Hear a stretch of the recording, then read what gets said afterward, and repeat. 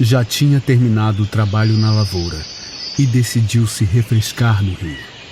A tarde já ia alta e o calor já tinha amainado, mas mesmo assim parecia uma ótima ideia nadar um pouco.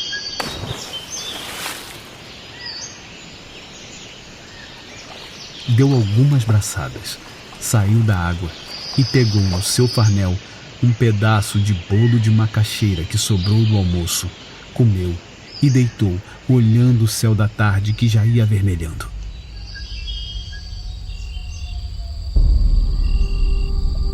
Acordou e a noite já tinha descido. No céu as estrelas estavam brilhando e, ainda meio sonolento, reparou numa estrela que parecia se movimentar muito rápido pelo céu. Esfregou os olhos, imaginando que ainda estava dormindo, mas a luz veio muito rápido na sua direção. Um silêncio tomou conta da roça e o rio até parecia que tinha parado. Não ouvia um inseto, uma folha, nada. Tentou se levantar, mas uma luz caiu sobre o seu corpo e ele ficou paralisado. Nunca tinha visto uma luz tão forte e muito menos vindo do céu. Para quem olhasse de fora, parecia que ele estava encapsulado dentro de um feixe de luz. Lá dentro ele gritava, mas a voz não saía da sua garganta. Não conseguia sequer mexer a cabeça para os lados e, apesar da luz forte, enxergava tudo ao seu redor. A luz era de um brilho muito diferente e dentro desse faixo que o cercava, ele viu 2 pontos coloridos, azul e vermelho, que focaram em seu braço e onde as luzes tocaram, ele sentiu um pequeno ardor. Ao redor dele, dentro da luz, ele ouvia sons que pareciam uma conversa, mas ele não conseguia identificar palavras como nós as conhecemos. Era mais um grunhido, com ritmo, mas sem palavras. Do seu braço ele sentiu como se o sangue saísse das suas veias e corressem para a luz. Ele sentiu-se mais e mais fraco e dentro de poucos segundos não conseguiu manter os olhos abertos. Desmaiou.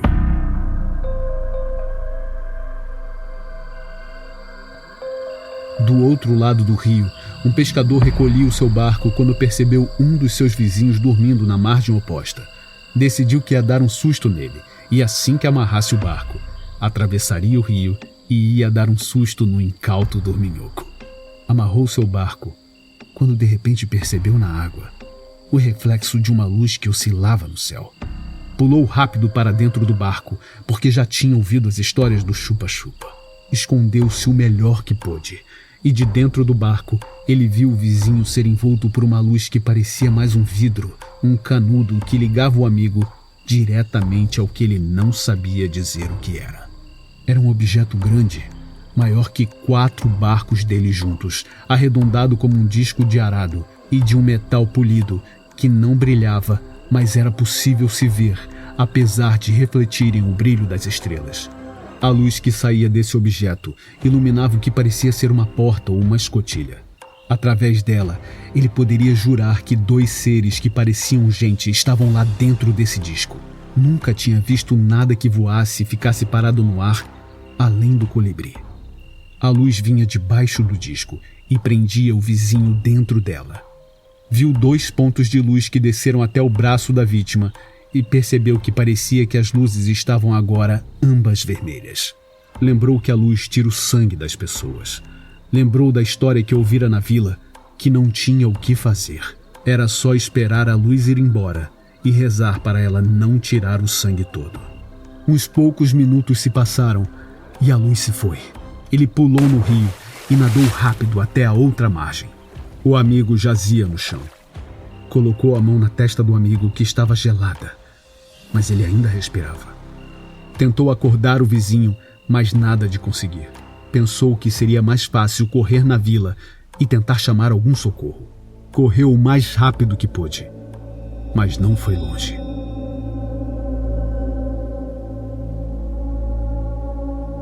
Uma luz vinda do céu o cercou e não adiantava tentar lutar.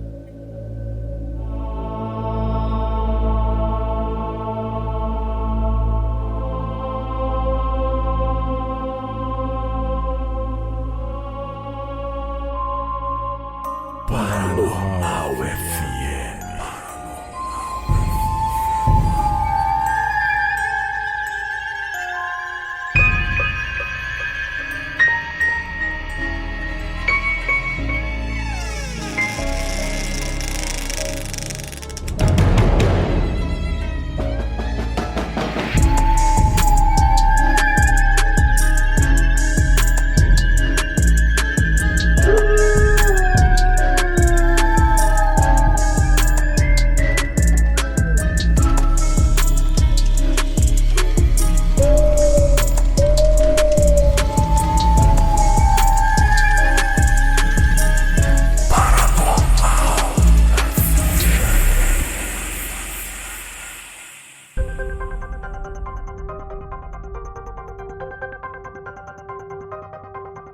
No ar, Paranormal FM, com Fernando Ribas e Leonardo Marques.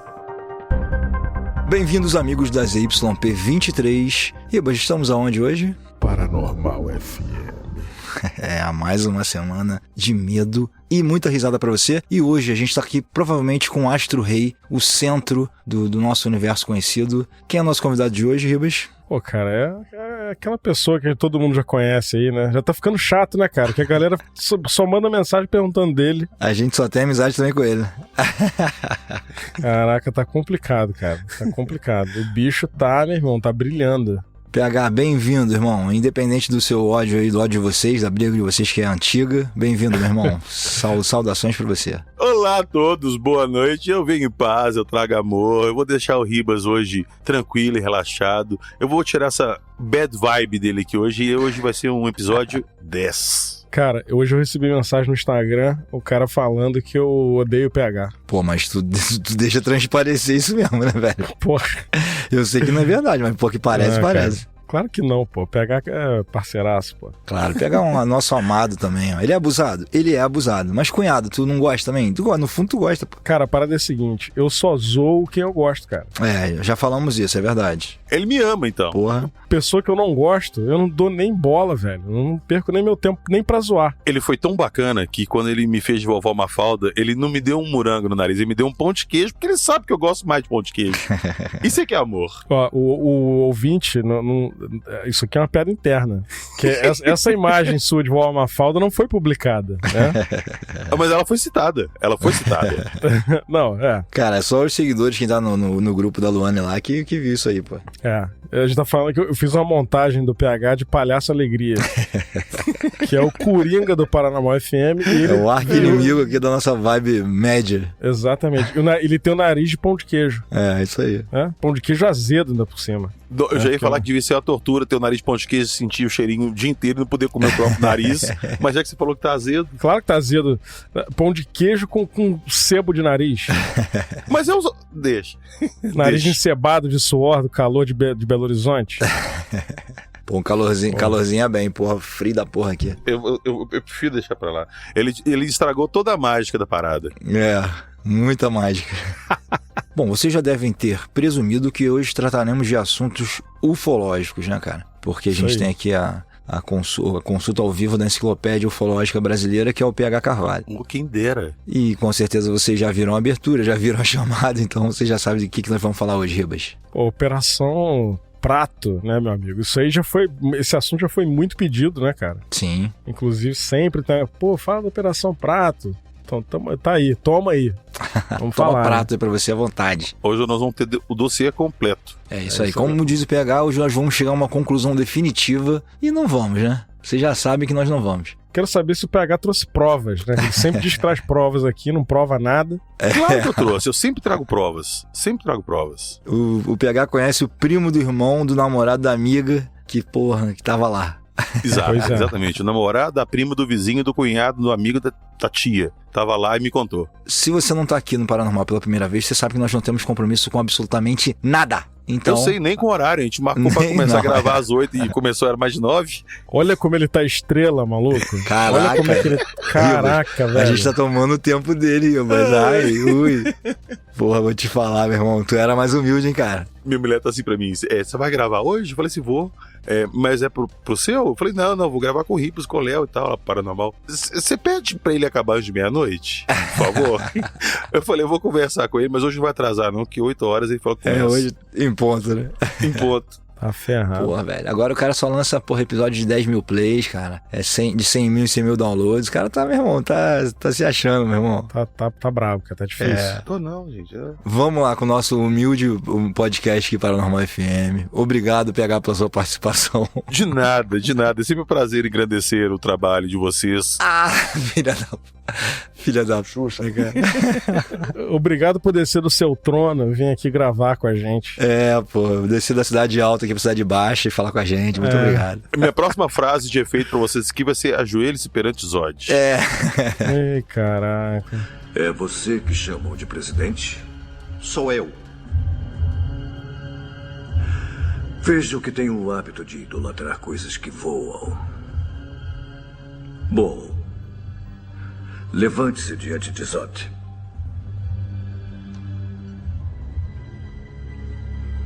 Agora, ajoelhe-se perante Zod. Então vamos lá, Léo, sintoniza aí pra gente começar a falar desse assunto aí espetacular da ufologia brasileira.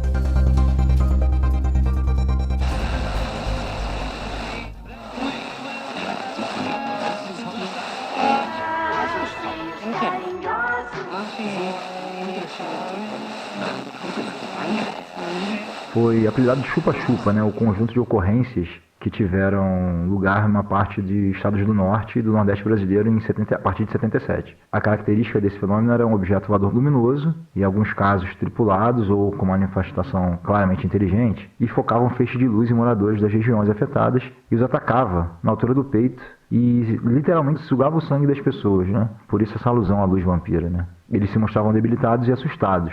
E esse conjunto de ocorrências gerou pânico nas localidades afetadas, obviamente, né? E obrigou a Força Aérea Brasileira a iniciar uma operação de estudo e acompanhamento desse fenômeno, né? E essa foi batizada como Operação Prato. No período entre 20 e 31 de outubro de 77, que foi o período inicial da operação, e ainda não tinha a chefia do então Capitão Holanda, os casos de avistamento eram raros. A maioria das atividades concentraram-se em documentar o fenômeno e seus efeitos sobre a população.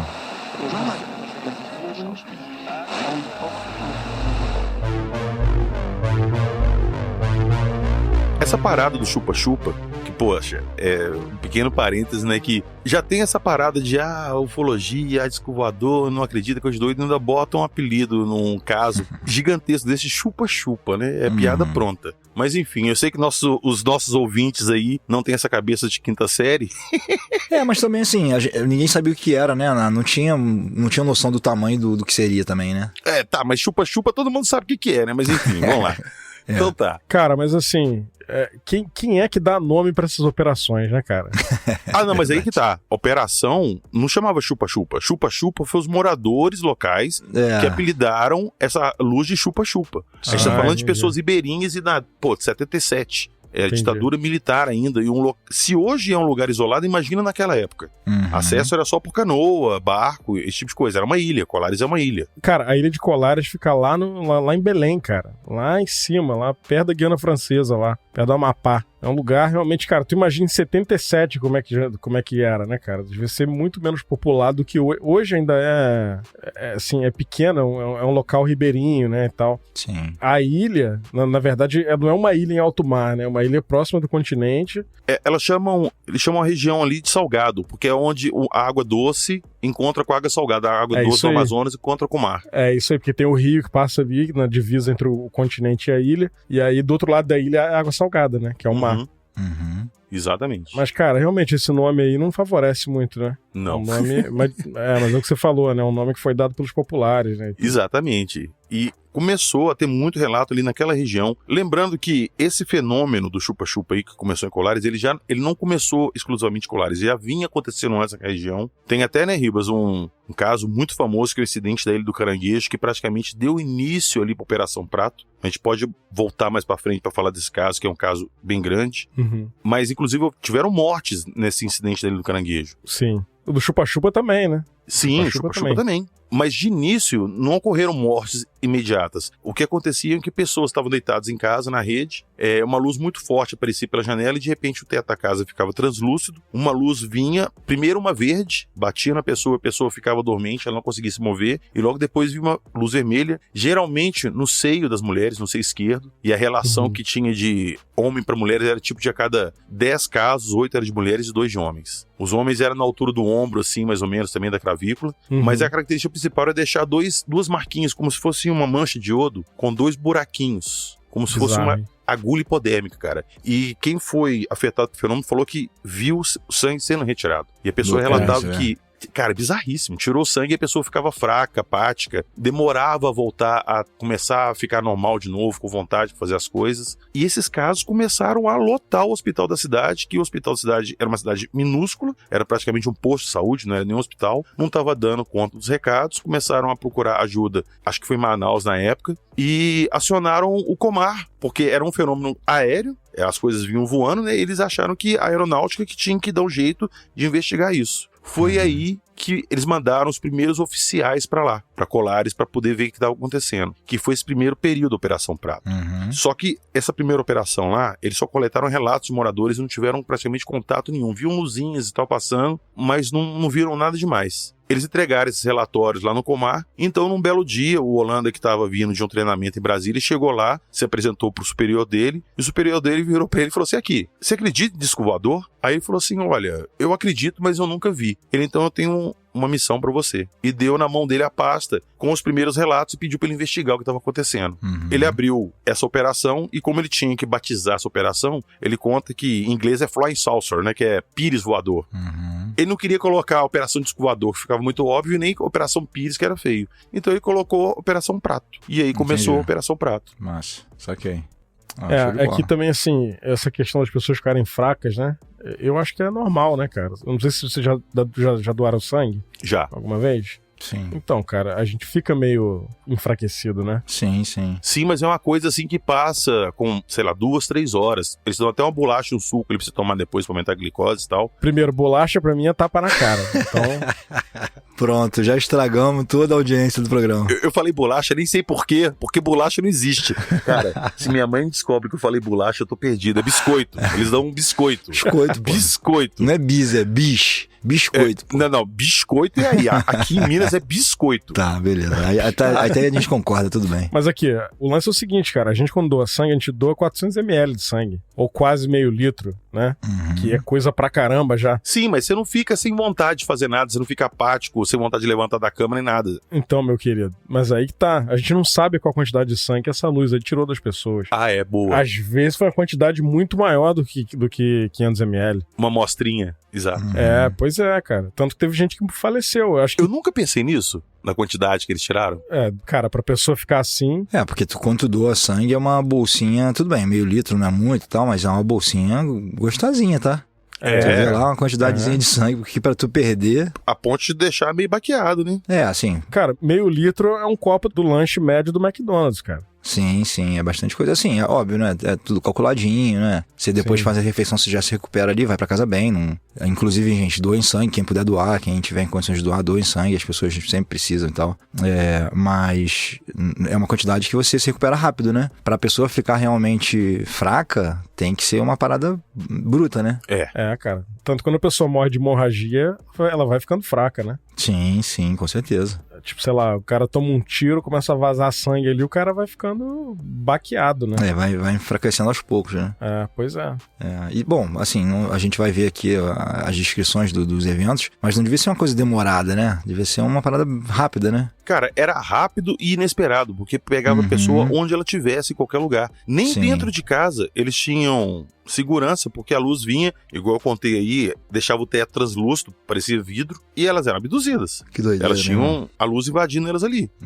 Isso é muito doido, né, cara? Muito esse doido negócio mesmo. Do teto translúcido. Cara, a população começou a se reunir em casas, assim, com fogos de artifício, espingarda, e quando aparecia alguma coisa, começava a dar tiro e soltar fogos pra espantar. O pânico era tanto que as pessoas não dormiam mais em casas isoladas, costume era muito de dormir em rede, em local, assim, de... É aquele teto de taipa, né? Com a palha. E, cara, eles abandonaram esse costume. Era casa de pau a pique, né, cara? Casa de pau a pique, não é isso? Isso, mais ou menos isso. Sim. Pois é. Agora, tem o seguinte também, cara. Eu acho que tem uma outra camada aí de medo, nesse caso específico do chupa-chupa, porque, cara, é aquela história. A sua casa é o seu universo. Você se sente seguro em casa, né? Então, quando a pessoa percebe que ela tá sendo invadida, quando a pessoa não tá mais segura em casa, acabou, né, cara? Não tem mais... Sim. Pra onde ir, né, cara? Então, assim, deve ter sido uma situação muito bizarra. É uma situação muito bizarra. Se você for para pensar, tem muito caso de abdução que é o que a gente fala de abdução de dormitório. A entidade entra na casa da pessoa e pega a pessoa atravessando parede, porta, o que for. Mas... No caso aqui, quando esses casos de abdução de dormitório acontecem, é um ou outro isolados dentro de uma cidade muito grande. Aqui no caso... Eu ia falar isso, exatamente. Exato. São várias pessoas passando pela mesma situação numa região muito pequena. Foi tipo uma epidemia, né, cara, na cidade. Isso. A gente pode dizer que o Operação Prato foi o projeto Blue Book brasileiro, né, de certa forma. Não foi aberto, né, pro público na época, imagino eu, né? Foi uma coisa interna militar ali e tal. Tanto é que o Holanda fala que nunca teve a intenção de explicar pro público o que eles estavam investigando ali. Sim. Tudo que eles relatassem, tudo que eles descobrissem era para informar o alto comando, e é isso. Sim.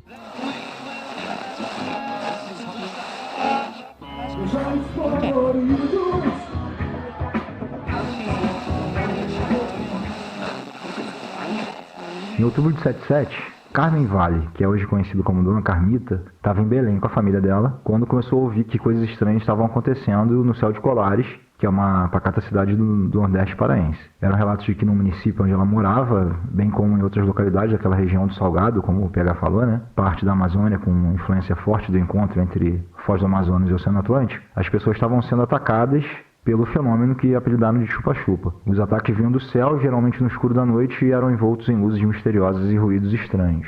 Bom, logo as histórias se espalharam com velocidade e, como uma moradora, né, de um desses locais afetados, ela ficou impressionada, ficou aflita e, depois de muito tempo longe, ela resolveu voltar para casa, que no caso seria na Vila do Ariri, uma comunidade pequena que hoje é acessada por 8 km de estrada a partir de Colares, mas naquela época a jornada era muito mais distante, porque era feita de canoa, né? Só tinha esse acesso possível, né? Quase 50 anos atrás. Chegando nessa comunidade, ela mesma ouviu da boca dos vizinhos os dramas que eles enfrentavam. Ela relatou, né? Quando eu cheguei, me disseram, o Sidoca tá passando ruim. E eu fui fazer uma visita para ele. Ele estava deitado na sala, branco, e eu perguntei, compadre, o que o senhor sente? E ele respondeu, sinto uma fraqueza imensa, mal consigo andar. Numa noite acordei e tinha um negócio claro em cima de mim, e desde esse dia eu fiquei assim. Passados uns 3 dias ele faleceu, relata a Dona Carmita, que hoje tem 90 anos, né? Mas ela guarda com clareza as lembranças daqueles dias que foram envoltos em mistério. Depois de se despedir desse amigo no velório, na casa dele, foi a vez dela mesma vivenciar a experiência. Viemos de lá por volta de meia-noite, eu me deitei, coloquei o braço, né, assim sobre os olhos. Quando eu fechei meu olho, eu vi aquela zoada estranha. Quando eu vi, a claridade veio e me atracou bem aqui. Aí não sei mais, fiquei amortecida. Queria me mexer e não podia, conta a Dona Carmita mostrando as marcas em seu braço. São evidências físicas que resistiram ao tempo após os dias de indisposição depois do ataque. Ela ainda mora no Ariri e é uma das últimas testemunhas do terror que se abateu sobre aquela comunidade. Seus moradores até hoje ainda seguem sem explicação satisfatória do que aconteceu naqueles dias. A partir de novembro, os casos testemunhados pelos militares aumentaram em quantidade e na qualidade da experiência, né? E nessa fase, já sob a chefia do capitão Irangê Holanda, ocorreram os mais impressionantes casos envolvendo os militares da Operação Praga. Só um pequeno adendo aí, desse caso que o Léo narrou. Eu escutei num dos episódios do Hangar, vocês entrevistaram um pesquisador que ele estava pesquisando a Operação Prato. Uhum. E ele conseguiu traçar um paralelo muito interessante, um padrão muito interessante dos outros casos. Que praticamente 100% das pessoas que foram afetadas pelo fenômeno, que já faleceram, ou faleceram de derrame cerebral, ou então tiveram um retardamento mental assim muito grande, problema mental muito grande, e faleceram de derrame. As que não tiveram problema mental faleceram de derrame, e as que tiveram essa como é que eu posso dizer, essa progressão na sanidade mental dela, sabe? Decaindo, no final terminou em derrame. Agora, eu me pergunto, será que tem alguma coisa a ver que quando tirou o sangue mexeu com a pressão das pessoas, alguma coisa? Eu acho que não é por causa do sangue, eu acho que é por causa da luz anestésica, né, que bota a pessoa naquele transe. Tudo. Pode ser também. Se realmente foi isso, né, se realmente aconteceu isso aí, que o pesquisador comentou lá no hangar, mas assim, eu acho que pode ter, cara, porque assim, as pessoas narram que vinha uma luz primeiro, a pessoa ficava naquele estado meio catatônico, né? O interessante é que a pessoa vistava a luz, a primeira uma vez atingia ela, e ela já era, não conseguia se mexer, não fazia mais nada. Sim. Depois vinha a vermelha, que era a vampira. Então, esse estado mental aí, que a primeira luz causava nas pessoas, eu acho mais provável que seja isso, né? Que pode deve, ser, de alguma forma, alterar o cérebro, e não sei. Tô, teorizando aqui, né? Exatamente. Mas é possível, né, cara? É possível. Eu acho, cara, que assim, não é uma coisa... Foi um negócio agressivo, né? Uhum. Tipo, cara, uma luz sugando o sangue das pessoas de dentro de casa. Pô, tu imagina que loucura que não foi isso naquela cidade, né, cara? Pois é, e eu tava até pensando que agora que a gente tá conversando, que a gente contou que primeiro a luz verde que atinge a pessoa, ela fica dormente. E depois ela vê uma luz vermelha tirando o sangue dela. Será que a luz não era a mesma, mas ela já tava cheia de sangue, por isso ela ficava vermelha? Não sei, cara. É possível, né? Realmente eu não sei. Essa parada que você falou da quantidade que tiravam de sangue, eu nunca pensei nisso, isso tá me remoendo. Deviam drenar, cara, praticamente, não tudo, porque senão a pessoa morre, né, cara? Mas de repente até um limite ali pra pessoa não morrer, né? Que a pessoa tinha que ser hospitalizada, cara. Isso justificaria a pessoa ter um problema mental, porque se ela tirou muito sangue da pessoa, de repente a pessoa ficou sem oxigenação no cérebro. Eu não vou saber te responder isso, porque eu não sei se perder muito sangue causa isso aí. Eu também não sei, é só uma teoria que eu tirei do nada, de compromisso nenhum. Irmão, o choque, né, cara? O choque de você, de repente, sei lá. É aquilo, todo mundo já tá super assustado, já ouve relatos, aí acontece com você, tu já toma aquele susto, perde sangue de uma forma inesperada, né? A gente não sabe se há um anestésico ou não, né? Se a pessoa sente dor ou não sente e tal, enfim. É bem complexo mesmo, cara. O resultado de uma experiência dessa é traumático no mínimo, né? Agora, uma pergunta que fica na minha cabeça qual o objetivo disso, cara? Pra que tirar o sangue das pessoas? Pra analisar? Algum experimento genético? Análise? Não sei. Pois é, cara. É esquisito, né, cara? É muito estranho. Muito. Realmente é. Sei lá, cara, abduz então e leva, né? Às vezes era mais prático pra eles só fazer isso que tinham, que eles precisavam. Não precisava levar a pessoa, pôr lá em cima, devolver, entendeu? Pois é. Não sei, ou se de repente o próprio contato com as criaturas, com a nave, ele mataria a pessoa. Muitas perguntas e poucas respostas. Esse é o problema, né? O Holanda falou justamente isso. Quando nós vamos falar dessa entrevista que ele deu pro Gevaer, mas na entrevista o Gevaer pergunta pra ele justamente se havia intenção de divulgar isso pro público. Aí ele falou, não. Nunca houve interesse das Forças Armadas de divulgar isso para o público, até porque tudo que a gente descobriu e levou até ele só gerou mais perguntas. E como que a gente vai divulgar isso para o público se a gente mesmo não consegue responder as perguntas que são feitas? É uma situação difícil mesmo, né? Você sabe o que há, o que está acontecendo, mas por quê? Por qual razão? Qual é a finalidade daquilo? Cara. Assim, eu acho que até isso aí, com relação ao Brasil, né? Conforme as coisas são feitas e... Cara, tem muita falta de transparência em tudo no Brasil, né? Que dirá num assunto desse aí, cara, no meio da ditadura militar, né? Sim. Então, assim, pior ainda, né, cara? Os caras não iam abrir isso aí de maneira nenhuma. O Hirogen Holanda, cara, ele abriu essa história toda aí já no final da carreira dele, né? Ele já estava aposentado, já estava fora da vida militar também, né? Na verdade, ele procurou, aliás, o Gevaer procurou ele por volta de 79, 80. Sim. E ele conversou com o Gevaer, mas falou assim, vou te contar o que eu sei, mas eu não quero que você publique isso em lugar nenhum. O dia que eu resolver abrir isso, eu vou te procurar novamente. E foi esse o acordo que foi filmado. E o Gevaer ficou calado, cara. Isso aí você tem que admirar nele, que ele conquistou a confiança do Holanda aí. Ele ficou calado vamos por 80 para 97, quando foi entrevista, 17 anos calado. Até o Holanda poder dar baixa e poder falar, sacou? Sim. Não, com certeza. Não, e outra coisa, né, cara? Quando é que foi isso aí? 80? 1980? É 79, 80 que o Gevaer procurou ele. Eu tinha 3 anos de idade, cara. Eu também. Em 79 eu tinha 2 anos de idade. E esse homem já tava pesquisando coisa ufológica aí, cara. O Gevaer, né? Sim. Então, pô, tem que respeitar mesmo, né, cara? Não tem... né? Pô, a história do cara é fantástica. Até porque 90% do que a gente sabe da Operação Prato hoje se deve a ele e ao Petit, que foram fazer essa entrevista com ele. Pois é. Então, cara, assim, de novo, né? Esse envolvimento militar aí é o que a gente já falou lá. Eu até comentei sobre isso no episódio de Varginha, né? Corrobora com todos os relatos ali, né? Que aconteceram naquela época. Parece que o Carlos comentou, o Carlos Alberto Machado, num podcast que eu ouvi com ele há muito tempo atrás, ele dizendo que parece que, acho que, se eu não me engano, posso estar enganado aqui, mas parece que morreram 2 pessoas, nesse caso do Chupa-Chupa, né, lá em Colares. Sim.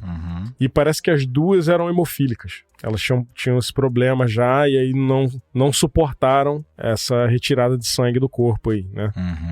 Pra hemofílica é bem mais complicado mesmo essa situação. Exatamente. do sangue, cara. Cara, eu lembro que quando eu era criança, tinha uma menina, minha vizinha, que era até meu crush de pré-adolescência. E a irmãzinha dela mais nova, era hemofílica. E aí rolava um papo lá de que quando a irmã dela entrasse na fase adulta, né, começasse a menstruar, ela teria problema por conta disso. Por conta dela ser hemofílica e perder sangue ali. Não sei se tem alguma relação, tá? Eu já ouvi dizer isso também, mas também não sei te dizer se tem relação mesmo. Eu também não sei. Eu sei que ela tá viva, a menina, até hoje. Então assim... Algum jeito ela deu. É difícil a gente falar sem conhecimento, mas hoje você tem tratamento pra não menstruar e tudo mais, né? Então isso tudo deve ser fácil de... Não tão fácil, obviamente, mas mais tranquilo pra tratar, né? Pois é, mas a gente tá falando de 77. Sim, dessa época aí, com certeza, era mais complicado. No meio da selva amazônica ainda. Sim. De novo, antes que alguém venha me corrigir, falar, não tem nada a ver com ser hemofílico, menstruar. Isso era o papo que eu ouvia na minha infância sobre a menina. Não sei quão acurado é isso, mas o que eu tô querendo dizer, o que eu comentei isso pra ilustrar, que as pessoas que, no caso chupa-chupa, morreram por ser hemofílica e não suportaram perder aquela quantidade de sangue ali que perderam. E as que não morreram foram hospitalizadas, né, cara? Sim. Então, assim, e aí, segundo o PH, teve esse caso desse pesquisador aí, que eu também não me lembro o nome agora, que falou, né, que a longo prazo essas pessoas tiveram problemas mentais, né? Que é meio que um padrão, né? Em quem... Cara, eu acho que não deve nem ter muita gente viva mais aí que passou por isso lá, né? Tem uma foto muito famosa do caso Chupa-Chupa, que é uma menina muito jovem, deitada, e ela tinha passado por aquela situação ali. Tem pessoas vivas ainda, assim, testemunhas oculares da Operação Prato. Inclusive, eu vou dar um spoiler pra galera. O Ribas e o Léo não gostam muito não, mas vamos lá. Num outro podcast por aí, entendeu? Um dos participantes me contou que descobriu um dos integrantes da equipe do Holanda, da Operação Prato, ainda vivo. E tá tentando marcar uma entrevista com ele. Mas enfim, nós teremos mais alguém falando da Operação Prato além do Holanda, então aguardem. Beleza. É sempre assim, né, cara? O cara no final da vida vai e fala, né? É o que eu espero no caso Varginha. Mas, cara, quanta gente no final da vida falou coisa aí, e aí vieram chamaram de velho esclerosado, de cagagá. Deixa o chamado que quiser, deixa eles contarem, acredite se quiser. É isso aí. Caraca. Desde que a parada tenha sentido lógico, né, cara? Enfim. Mas sei lá, cara, eu acho que, infelizmente, cara, casos como esse aí, o Operação Prato, Noite Oficial dos OVNIs, eles vão se perdendo através do tempo, cara. Porque as gerações vão mudando. E, cara, por exemplo, se tu perguntar pro filho do Léo, o Bernardo tá o quê? 20 anos, né, Léo? 20, isso. Então, se perguntar pro Bernardo sobre Noite Oficial dos OVNIs, ele não conhece, cara.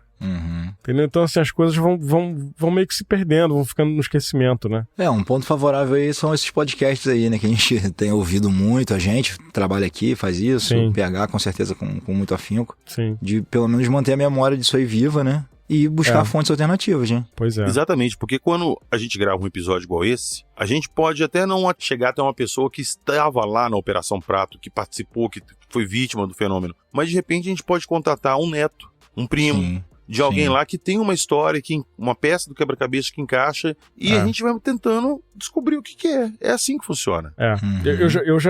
Eu já comentei sobre isso, mas a minha visão da ufologia é que é um quebra-cabeça enorme sem a foto na caixa. Isso mesmo. Sim. Entendeu? Então, Exatamente. você tá juntando peça ali de uma coisa que você não sabe como é que é no final. Né? É meio isso aí. E é tipo um quebra-cabeça de 100 mil peças.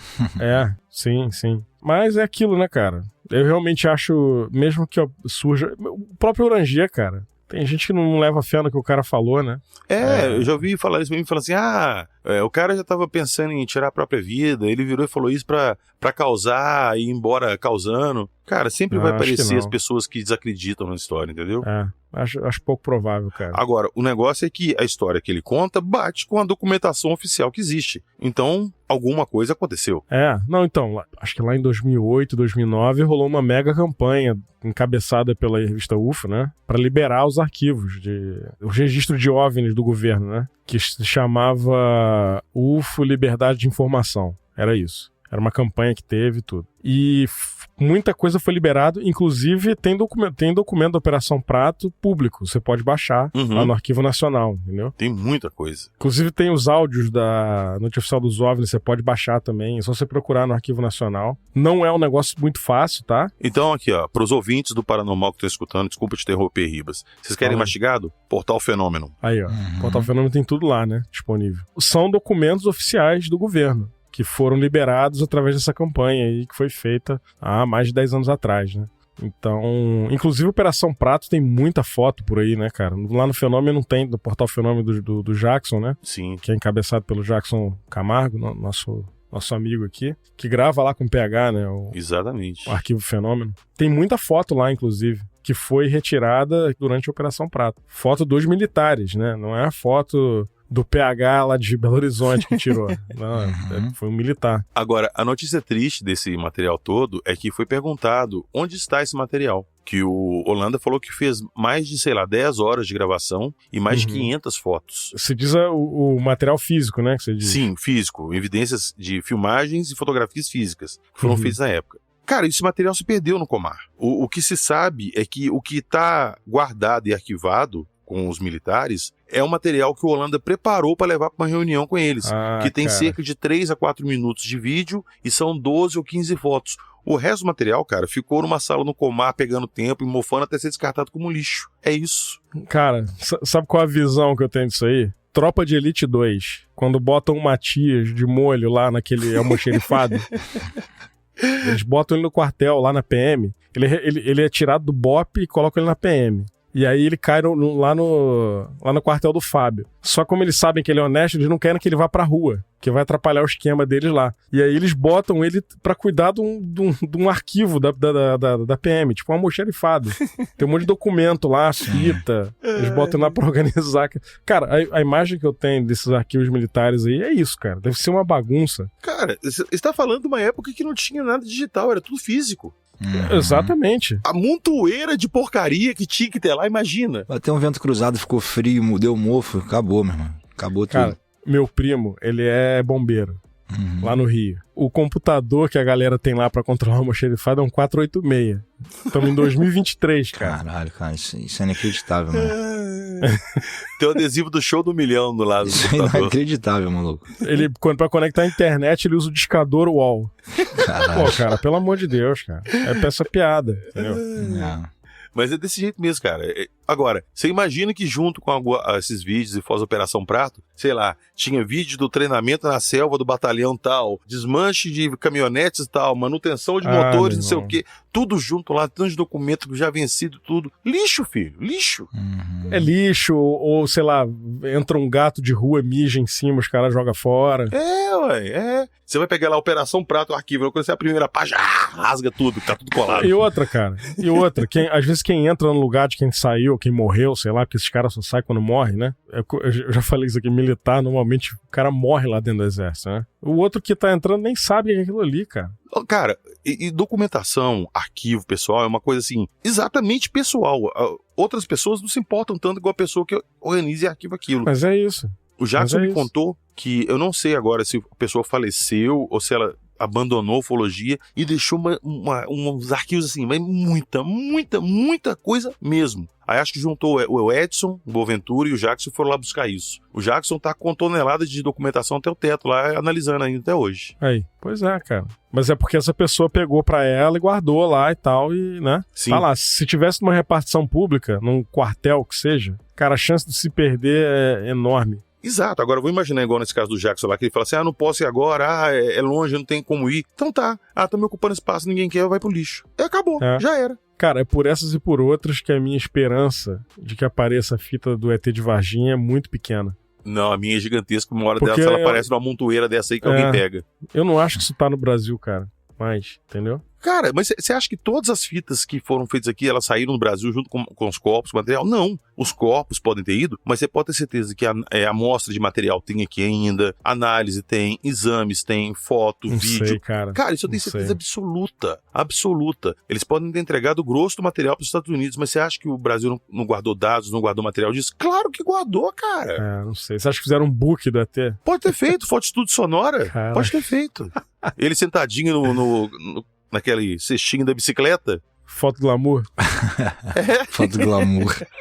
Caraca, meu irmão. Aqui em Belo Horizonte era foto de estúdio sonora. Estúdio sonora.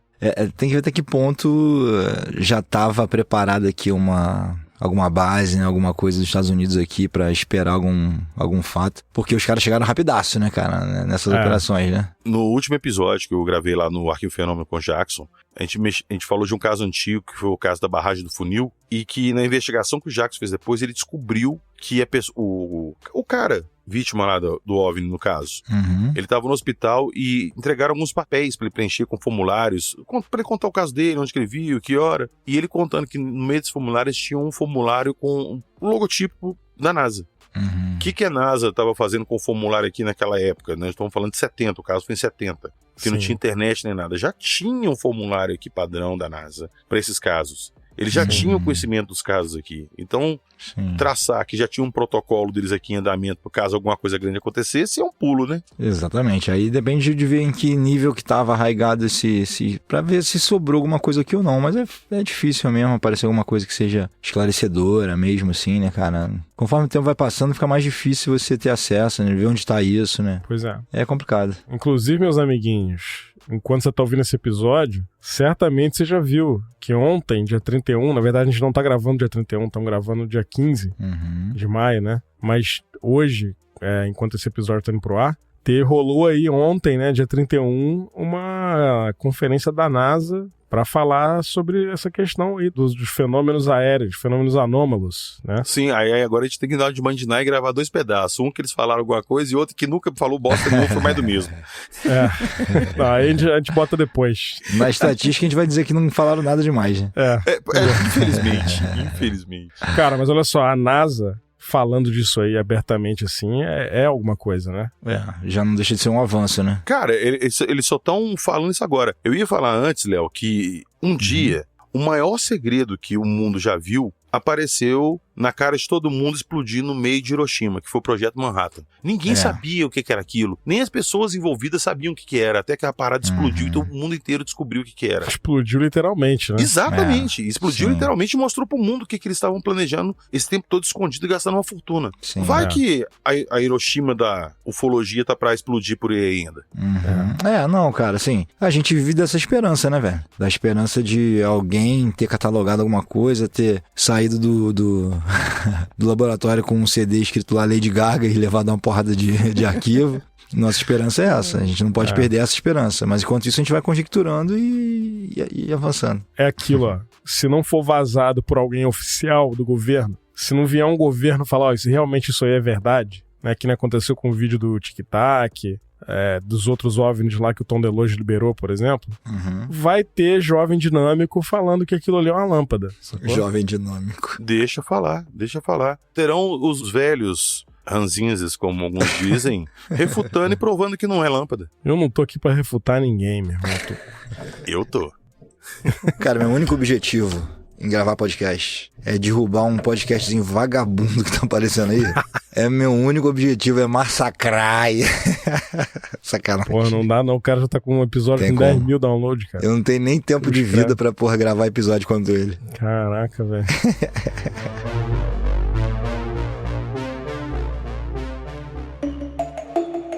Quando te perguntarem que rádio você ouve, responda.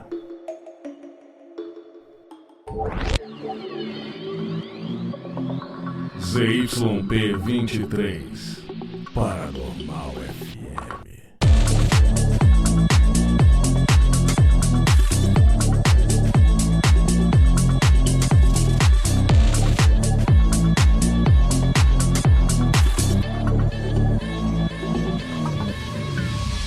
Paranormal FM.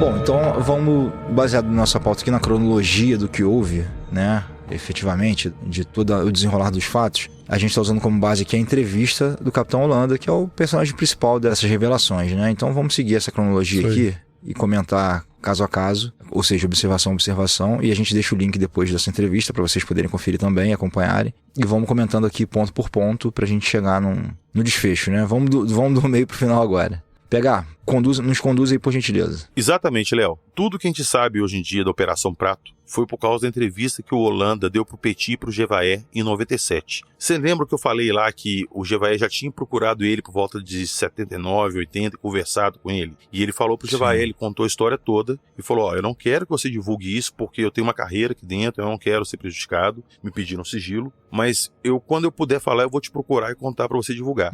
E foi isso que aconteceu em 97. O Gevaer recebeu uma ligação dele falando, preciso conversar com você que eu quero contar aquela história toda pra você divulgar.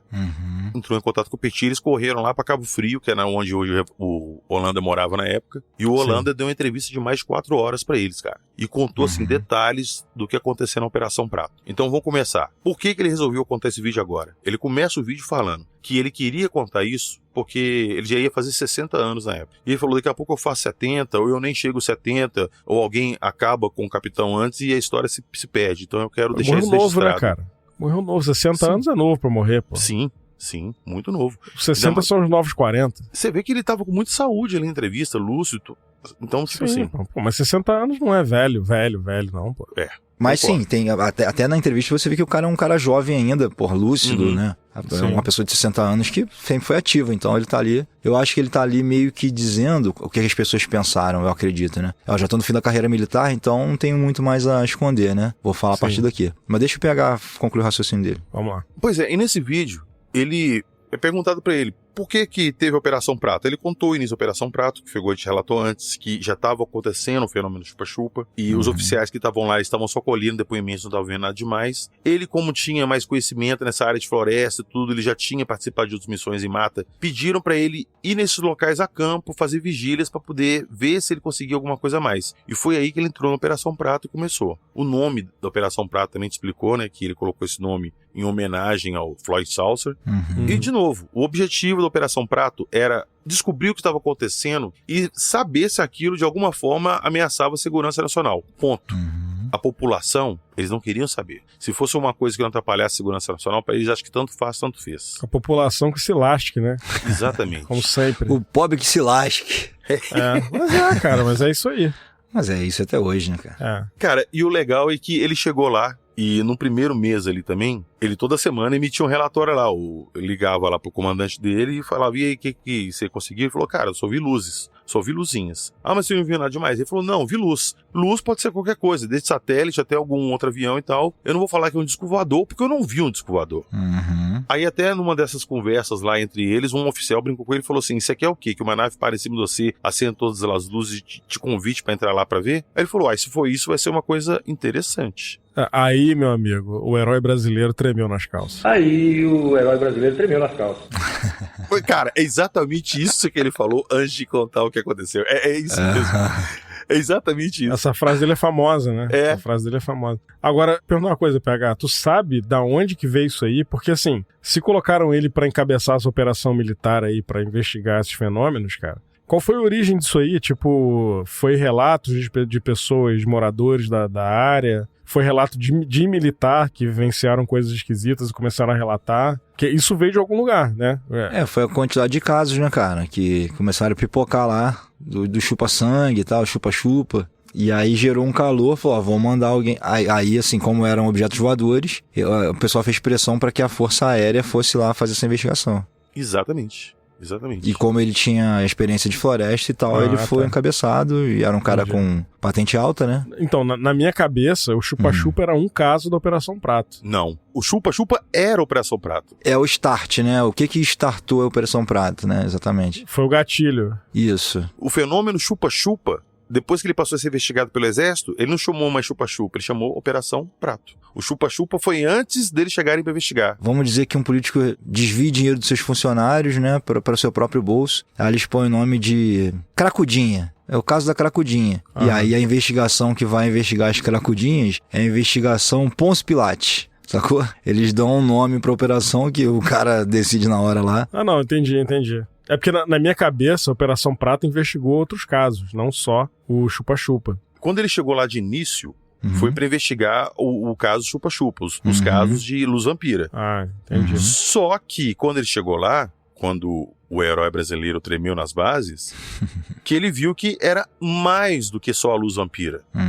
Bom, vamos lá então. Agora que vem a parte boa. O Holanda falou que ele estava um dia num local chamado Baía do Sol. Já não era em Colares. São ilhas ali, como a gente falou, né? Colares era uma ilha e tinha uma outra ilha próxima ali. Ficava coisa de 8 quilômetros, alguma coisa assim que ele falou, uma da outra. E lá tava tendo muito avistamento. E lá era tipo uma praia pública, que ficava muito cheia durante o dia. Mas à noite era praticamente deserto. E eles montaram uma vigília lá à noite, porque o pessoal falou que tinham visto luzes lá. Pois bem, Ele montou vigília lá alguns dias e... Então, só fazer um adendo, Baía do Sol é uma outra ilha, na verdade. Isso, a Baía do Sol é outra ilha, exato. Isso, eu falei que é longe, distante de Colares, 8 quilômetros. Isso. Fica, na verdade, na Ilha do Mosqueiro. Isso, Ilha do Mosqueiro, perfeito. Exato. E Perfeito. aí, ao norte da Ilha do Mosqueiro fica a Baía do Sol. Exato. Que é próximo à Ilha de Colares, né? Mas de barco é pertinho, parece ser pertinho. Se a gente tá falando lá pra cima, entre norte e nordeste, né? Entre Belém, Isso. Macapá, aquela região ali, né? Isso aí. Uhum. Lá pra cima, lá perto do Suriname. Isso Longe aí. pra caramba. Exatamente, cara. Pois é, mas aí ele contou que estavam montando essa vigília lá, porque já tinham tido alguns avistamentos bons lá. Ele ficou alguns dias lá, não viu nada demais e deixou esse local meio que parado. Foi ele parar de lá, aconteceu um caso, que era o seguinte, tinha um rapaz que ele pegava barro pra uma olaria, pra fazer vasos e tudo, na beira do rio. Uhum. Então ele pegava, ia com uma canoa grande, que era mais ou menos de uns 8 metros de comprimento, enchia de barro, e que a olaria era na beira do rio, tirava de um barranco específico e levava até a olaria e descarregava. Nesse dia, quando ele estava retirando o barro, no fim da tarde, caindo na noite, ele viu algumas pacas comendo uma vegetação, pastando na beirada deitadas. Ele falou assim, eu vou voltar ali e vou armar uma armadilha para elas. Aham. Ele voltou, deixou o barro todo lá, preparou algumas armadilhas e chamou 2 amigos para irem com ele. Os amigos falaram, não quero pescar, pegar paca, nós vamos ficar pescando. Eles foram à noite, pararam o barco perto ali do local das pacas. Esses amigos ficaram no barco pescando e esse cara desceu para ir montar uma armadilha e estender uma rede na árvore ali e ficar vigiando. Quando a paca caísse na armadilha, ele ia lá, matava e pegava. Pois bem, ele falou que estava lá deitado esperando quando ele viu uma luz muito grande chegando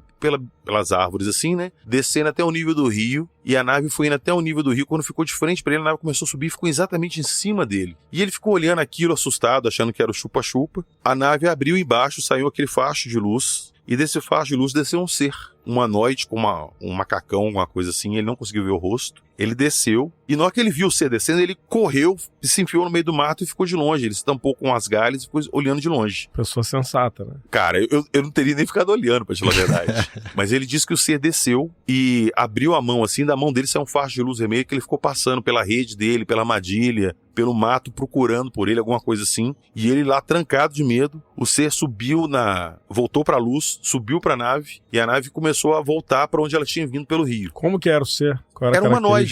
Ele escreveu como um ser humanoide, de tamanho de uma pessoa normal, com um macacão. Ele descreveu como prateado, branco, ele não conseguiu ver direito por causa da luz e nem ver o rosto. Saquei. E quando o ser subiu pra nave e a nave voltou, ele saiu correndo onde ele estava e foi de encontro aos amigos dele no barco, que estavam dormindo com as varas, esperando pegar peixe.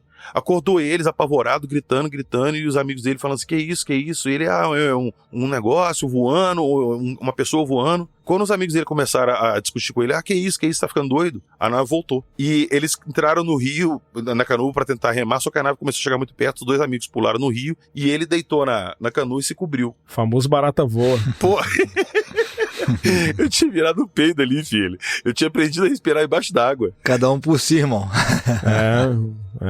Diz que o ser desceu de novo, flutuou por cima do rio, chegou em cima da jangada e passou aquela luz de novo procurando e tal. Provavelmente, eu não sei se notou ou não notou, mas o cara ficou lá escondido e o ser não incomodou ele. O ser deu uma volta pelas mediações do rio, nisso o pessoal que tipo lá, eles estavam na outra margem, vendo aquilo apavorado. O bicho entrou na nave e a nave foi embora de vez e eles voltaram. Avisaram a Holanda, contaram essa história pra Holanda e o Holanda marcou de voltar nesse lugar no outro dia. Uhum. Foi aí que ele teve o avistamento, assim, foda, que ele filmou e levou pra reunião lá no Comar, que causou o encerramento da Operação Prato. Uhum. Então o que aconteceu? Ele pegou os relatos desse pessoal lá e ele falou, poxa, é isso que eu tô precisando pra mim ver o que tá acontecendo. Então ele combinou de armar uma vigília lá nos dias seguintes. No primeiro dia não aconteceu nada. No segundo dia, ele já tinha marcado um compromisso que ele falou que ele tinha que sair mais cedo para ir no supermercado da cidade comprar uma árvore de Natal para levar para a filha dele. E ele teria que sair de lá por volta de 9 horas antes de fechar, para dar tempo dele de lá chegar. Uhum. Eles chegaram lá por volta de 6 horas, montaram um acampamento, estão conversando entre eles e passam 3 luzes alinhadas no céu.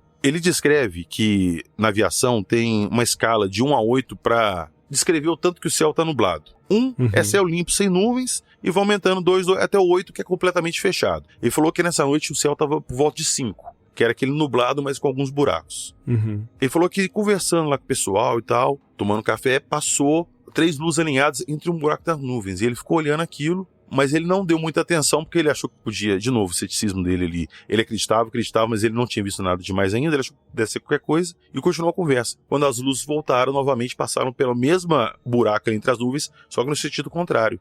Aí ele parou o papo, cutucou os amigos dele e falou assim, acabei de ver alguma coisa ali em cima. E o pessoal ficou olhando aquilo, lembrando que eles estavam na beira de um rio, tá? E tinha um caseiro lá com eles, da olaria. Eles ficaram acampados na olaria do cara do caso. E o cara falou assim, se quiser eu posso levar vocês até o local que eu fui caçar a paca, que eu vi o ser. Aí o Holanda falou assim, mas eu tenho um compromisso, eu não fiz café, não fiz nada. Ele, não, vão lá, se não aparecer nada, a gente volta e você vai. Então tá. Eles pegaram e foram, foi o rapaz da olaria na canoa, o Holanda e mais 2 soldados com ele. Eles chegaram lá, começaram a conversar. Com 5 minutos que eles conversaram, a luz apareceu lá no final do rio, eles viram a luz se aproximando, a luz vem bem perto dele e começou a subir, e o Holanda falou que descreveu assim, uma bola de futebol americano, deitada assim, sabe? Mais grande, né? Mais grande. Bem grande, uns 100 metros, com uma luz azul muito forte, ele descreve como se fosse uma solda de arco elétrico, muito, mas que não queimava os olhos, ele podia olhar para a luz. E ela ficou parada um tempo assim, e do nada ela pegou e voltou pra trás do rio e se sumiu. Aí ele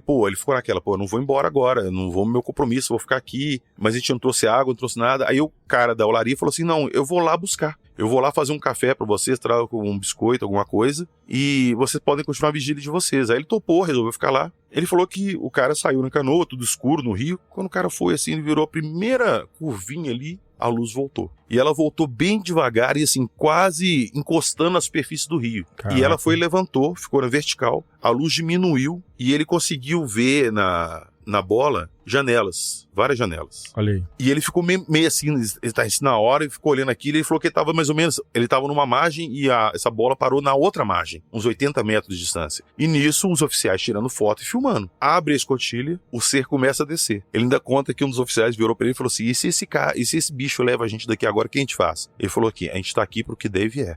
Cara, eu, sinceramente...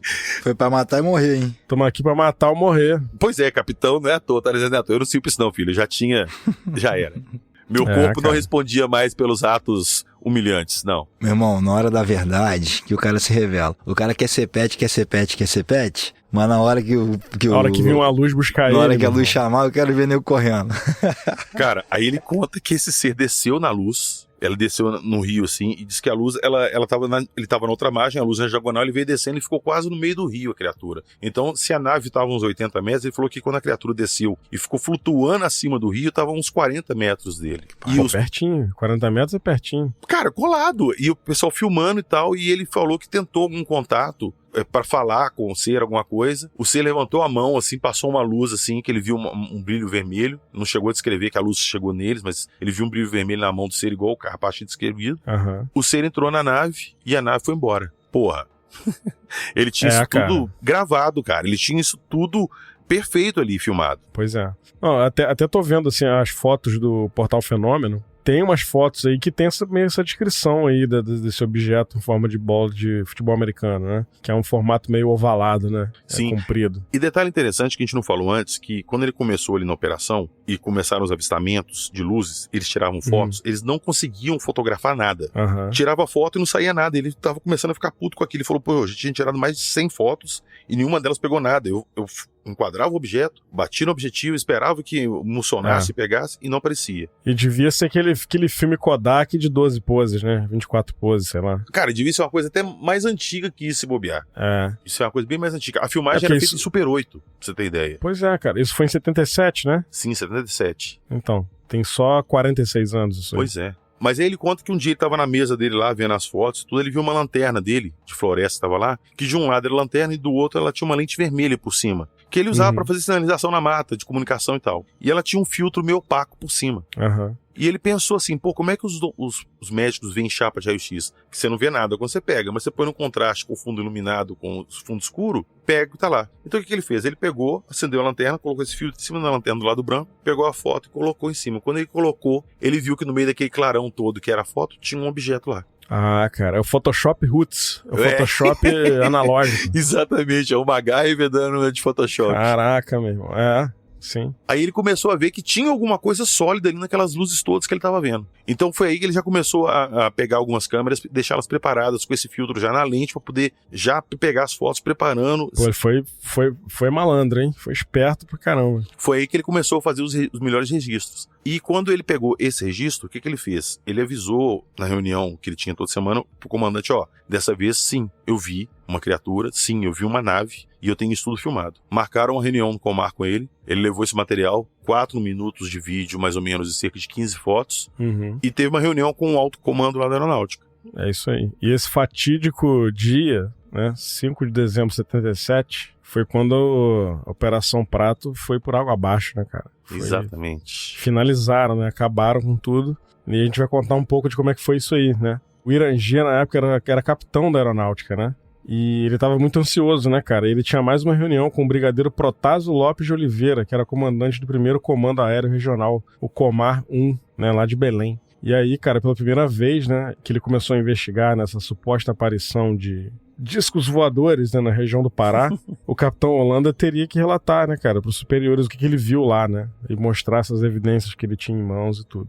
Nas ocasiões anteriores, né, sempre que alguém perguntava se ele tinha visto alguma coisa estranha, ele era meio low profile, né, ele não dizia muita coisa, né, ele se limitava a dizer, só vi luzes e é isso. E aí luzes pode ser qualquer coisa, né, cara? Sim. Se bem que em 77 não tinha drone, não tinha mas ainda Starlink, não tinha nada disso, né? Sim, mas ainda assim tinha satélite, tinha helicóptero, tinha algumas coisas que poderiam ser. Exatamente. Bom, e aí dessa vez, né, cara, o capitão Holanda e o sargento João Flávio Costa tinham avistado, né, poucos dias antes, um troço enorme, de cerca de 100 metros de comprimento, sobrevoando o rio Guajará-Mirim, que foi, inclusive, que aconteceu um pouco depois daquele avistamento que o PH comentou lá atrás, né, sobre o rapaz que foi caçar a paca, né, que foi bizarríssimo, né. Eu estava em pé, em cima da tolda do barco, e os agentes conversando, mas era o chefe, não podia estar me dando a luz de estar tendo essas facilidades. Eles estavam lá à vontade, quem comandava era eu, então eu tinha que estar arisco. Veio do meu lado esquerdo, eu estava de frente para o fim do rio, para o começo do rio, aliás, de onde nós vimos, da olaria. Do meu lado esquerdo vinha uma luz muito forte, a mesma luz amarela muito forte. Eu vi aquela coisa se aproximando e fiquei quieto. Depois que eu vi que era muito forte e que estava continuando vindo na direção, eu chamei a atenção dos agentes. Olha lá, aqui é direito. Os caras olharam, prepararam máquina fotográfica, filmadora, tudo. A coisa veio, mas estava baixo. Estava uns 200, 250 metros. Não estava muito alto, não. Passou em cima da gente. E quando chegou perto,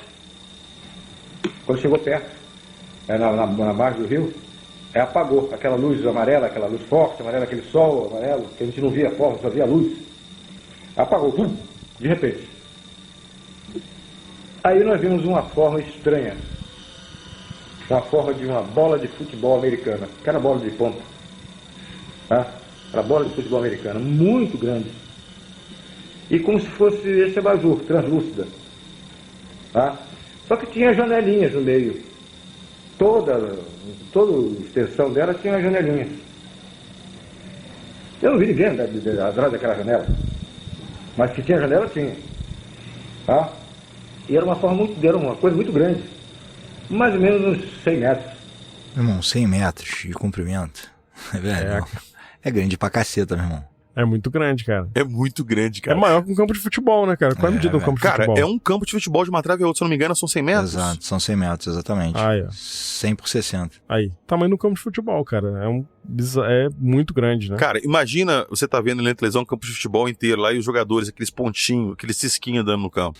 Pois é. A relação do tamanho. Pois é, cara. Era a nave-mãe, né?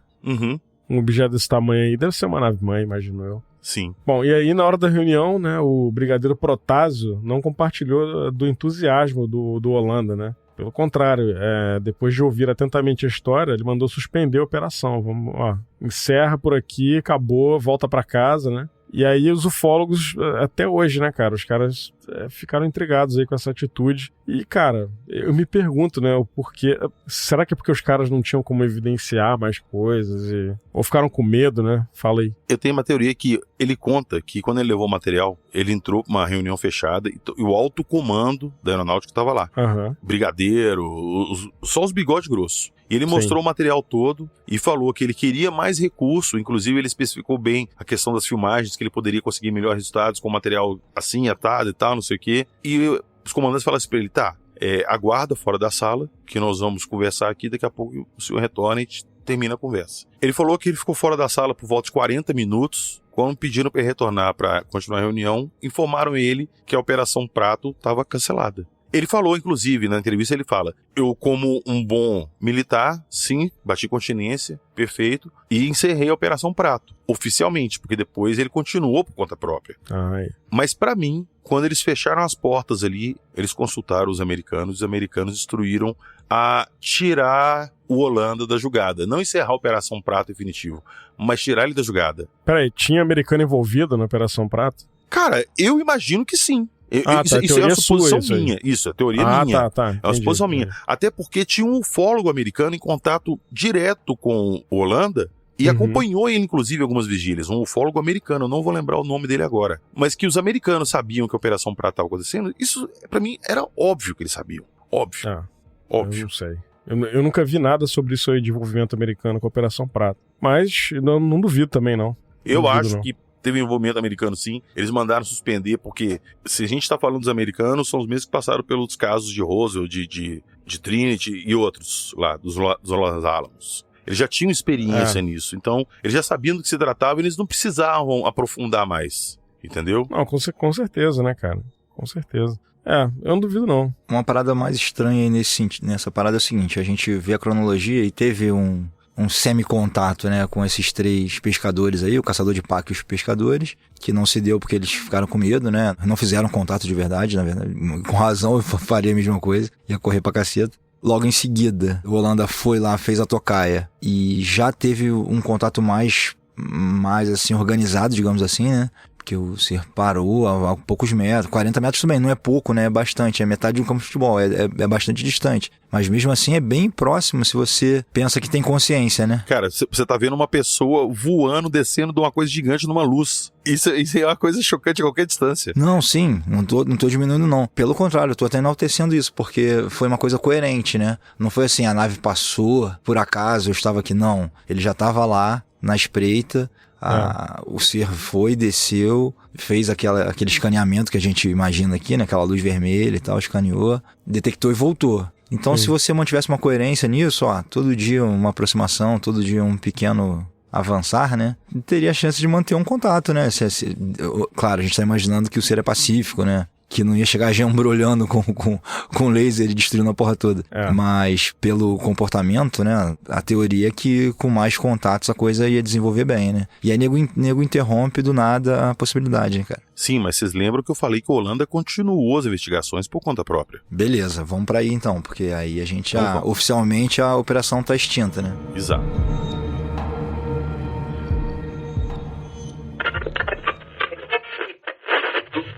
Quando te perguntarem qual rádio você ouve, responda ZYP23, Paranormal FM.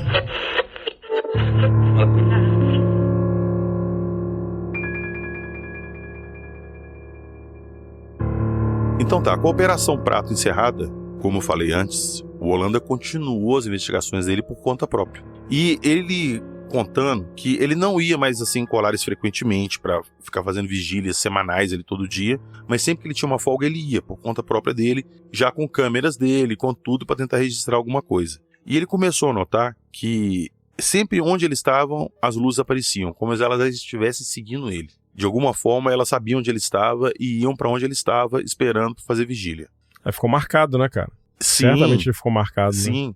Com o tempo ele na casa dele ele começou a estudar muito ufologia, tinha muito contato com os ufólogos, trocava umas ideias com ufólogos sobre isso, começou a ler muito sobre isso. E ele conta que um dia ele estava na casa dele, ele estava lendo um livro que nem era de ufologia, assim, na sala lá. e a filha dele estava no chão lendo uma revistinha. Ele tinha uma pilha de livros de ufologia, e a pilha de livros inteira saiu da estante inteira e caiu no chão. Quando ela caiu no chão, ela desmontou e espalhou. Aí é poltergeist, né?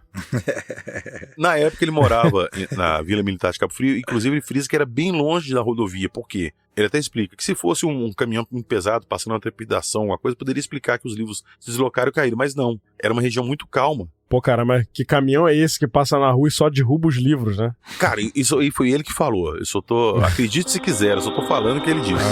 Entendeu? Corta o microfone dele aí, Léo. Corta aí. Mas aí ele conta isso e ele fala assim que os livros caíram de ufologia. Aí ele pegou, fechou o livro que ele tá lendo, pegou um livro e falou assim, é isso que vocês querem? Que eu continue estudando vocês? Então tá.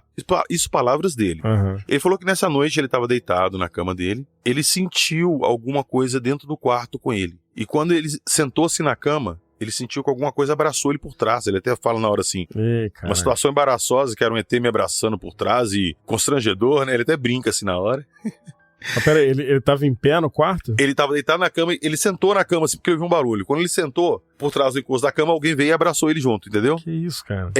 E ele escutou no ouvido dele uma voz metálica de robô em português. Ele ainda frisa e falou assim, a voz falou comigo em português. Acredite se quiser, a voz falou. Falou assim, não escute paranormal, escute, acredite se quiser. Ele escutou a voz virando e falou assim pra ele em português, não se preocupe, não viemos lhe fazer mal. E ele conta que ele apagou, ele ouviu isso, ele começou a deitar de novo. Ele conta que era a mesma criatura que ele viu descendo na nave lá em Colares. Ele não viu o rosto nem nada, tava com a roupa, com o visor, mas era a mesma coisa. E depois disso ele acordou no outro dia, ele sentiu o braço dele coçando, e isso ele mostra na entrevista. Ele tinha alguma coisa cilíndrica implantada dentro do braço dele. Ele foi chipado. Ele foi chipado. Sim. Ele mostra isso. Ele segura assim e aperta, e mostra pro Jevaé Petit, e pede, inclusive, pro Jevaé, aperta pra você ver. O Jevaé aperta e fala assim, tem alguma coisa aí dentro. E ele fala, eu nunca tive isso, cara. Isso apareceu depois dessa noite. Olha aí. Pois é. Bizarro isso, hein? Pois é. O pior de tudo, isso aí que ele encontrou com o ser, isso aí foi logo depois da Operação Prato, alguns anos depois. Passaram-se anos, ele deu uma entrevista pro Jevaé e tudo, e 2 meses depois dele dar essa entrevista pro Jevaé Petit, encontraram ele enforcado em casa com a corda do roupão, sabe aquela corda de amarrar o roupão? Amarrada na cabeceira da cama e no pescoço dele, ele se matou. Sim, inclusive já teve muita teoria em cima disso aí, teoria de conspiração, dizendo que ele foi suicidado, que na verdade ele não se matou, mas que apagaram ele por conta dele ter falado abertamente sobre isso aí e tudo. Quando eu gravei com o Marco Antônio Petit, eu levantei essa bola, inclusive, e ele falou, olha, eu era amigo pessoal dele, isso não tem nada a ver, não tem fundamento nenhum isso que as pessoas falam, porque ele já tinha um quadro de depressão. E já tinha tentado suicídio antes. Já não era a primeira vez que ele tinha tentado se matar e tudo, né, se suicidar. Então, não tem nada a ver isso aí. Mas que é esquisito né, cara? Porque logo depois que ele conta essa história, né, o cara parece morto lá. Cara, imagina só no lugar dele. Ele já tinha colocado na cabeça que ele ia fazer isso. Que ele ia dar cabo da própria vida. Ele falou, pô, eu não acho certo eu morrer com isso tudo que eu sei sem antes falar pra alguém. Ele queria que isso fosse divulgado. Ele chamou as melhores pessoas que tinha pra divulgar, que era o Jevaé e o Petit da revista UFO. Sim. E logo depois, cara, pronto, já não tem mais nada que me segura aqui. Arios. Então eu concordo com essa teoria aí, que ele realmente organizou tudo, né? Antes da partida dele, ele já tinha premeditado isso de alguma forma, né? Tanto que, se vocês lembrarem, no começo da entrevista dele que eu citei, por que ele resolveu contar, e ele fala, hoje eu tô com 60 anos, daqui a pouco eu faço 70. Às vezes eu nem chego a fazer 70 ou alguém acaba com o capitão antes, então é melhor contar antes de morrer. Como que ele já estivesse meio que premeditando isso, entendeu? Mas nunca eu, de modo próprio, se eu quero falar na televisão ou nunca me pediram que escrevesse isso, que fizesse um livro, que escrevesse alguma coisa. Nunca me interessou, nunca me motivou isso. Hoje eu já penso diferente, eu acho que já deve ser dito alguma coisa. Eu acho que esse assunto deve ser espalhado, deve ser explicado. É o que eu te disse, vou fazer 60 anos, daqui a pouco eu estou com 60, daqui a pouco se eu chego a 70, se não, morreu o coronel e acabou. 60 anos já é terceira idade oficialmente, mas hoje em dia não. Hoje em dia a gente com 60 tá muito ativo, né? E naquela época talvez um pouco menos, mas ele na entrevista se mostra uma pessoa muito ativa ainda. Eu digo que 60 anos tu voa, não caça, ultrapassa a velocidade do som, né, cara? Tu grava, Missão Impossível 15 com 60 anos, porra. Meu irmão. Tu tá voando. 60 anos hoje em dia é 40. Mas enfim, ele também não tá debilitado na entrevista, né? Um cara muito articulado, inteligente, né? Um cara lúcido, né? Que é o que eu quero dizer, tá lúcido. Sim. Mas ele já chegou ali com uma ideia provavelmente desenhada na cabeça dele, né, cara? Faz sentido. Faz sentido. Agora, ô PH, eu lembro dessa entrevista dele aí, que o Gevaia gravou. Tem no YouTube aí, se você quiser assistir. Que ele menciona um objeto que fazia barulho de catraca. Era esse objeto de 100 metros? Isso, era esse objeto. Ele descreve que na primeira vez que ele apareceu no Rio, quando veio só a bola iluminada azul, ele inclusive descreve que ele viu janelinhas na lateral dela toda. E que ele fazia um barulho tipo de ar-condicionado, um motor assim. Isso aí. Mas da segunda vez que apareceu, quando o ser veio, ele falou que esse barulho de motor diminuiu e o barulho que ele escutava era tipo de... Sabe quando você pega uma bicicleta e pedala ao contrário? Sei. Fica... Aquela catraca. Esse barulho aí é recorrente em relato ufológico, inclusive, né? Sim. O que é esquisito, né? Que é uma nave alienígena, a gente espera que seja silenciosa, né? Mas você não sabe se é reação de alguma coisa com a atmosfera, com o mecanismo de propulsão, não sabe? Pode ser. É tipo quando você tá dirigindo um carro numa estrada, e aí alguém abre o vidro de trás e fica um barulho bizarro. Chega até a incomodar, né? É verdade, fica um barulho grave. Né? Pois às vezes a nave tava chegando, algum ETzinho quis abrir a janela pra ver direito. Pode ser. Pode ser, né, brother?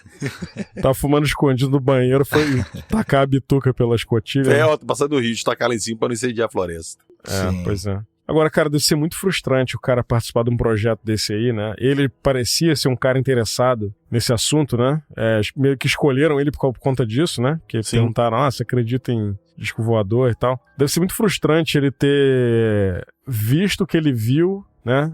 Isso assim, numa missão, né, cara? O cara era militar, né? Então o cara teve uma missão militar pra averiguar esse tipo de coisa. O cara conseguiu, o cara teve a experiência lá. E aí quando ele finalmente consegue as provas, foto e tudo, vamos parar por aqui, acabou.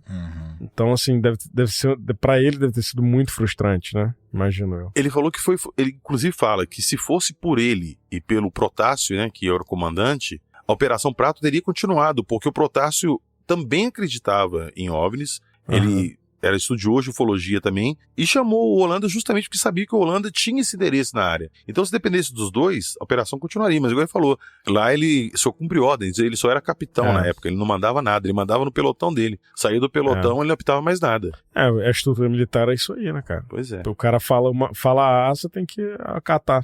Por isso que os filmes só acontecem, né, só desenvolvem porque alguém desobedece uma ordem superior, né, cara? Sim, e outra, ele continuou a investigação dele por conta própria, porque ele não aceitou o fim.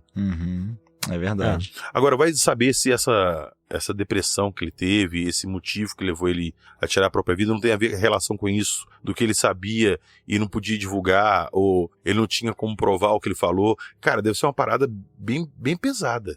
É possível, né, cara? Diz o Marcos Petit que ele já tinha um histórico, né, cara, de depressão, né, uma coisa assim. Então... Sim. Obviamente, essa experiência, de repente, né, uma frustração a mais, né, cara? De repente é a gota d'água que tá faltando pra entornar o caldo, né? Pois é. O cara, eu não vejo sentido em permanecer, vejo um objetivo maior, uma coisa maior e chegou à conclusão que não valia a pena continuar. Mas enfim, isso a gente nunca vai saber, né? Agora, o interessante, né, que passados, 46 anos da Operação Prato, esses relatos continuam ali na região de Colares e aqueles lados de lá continuam. O fenômeno, ele nunca, de fato, se encerrou. Ele ocorre em menor escala, mas ocorre até nos dias de hoje. Eu acredito que sim, cara. Só que nessa época ele tava muito mais aberto, né? Tava uma coisa muito mais escancarada. Eu acho que esses seres aí... Sim, e era praticamente todo dia, toda hora.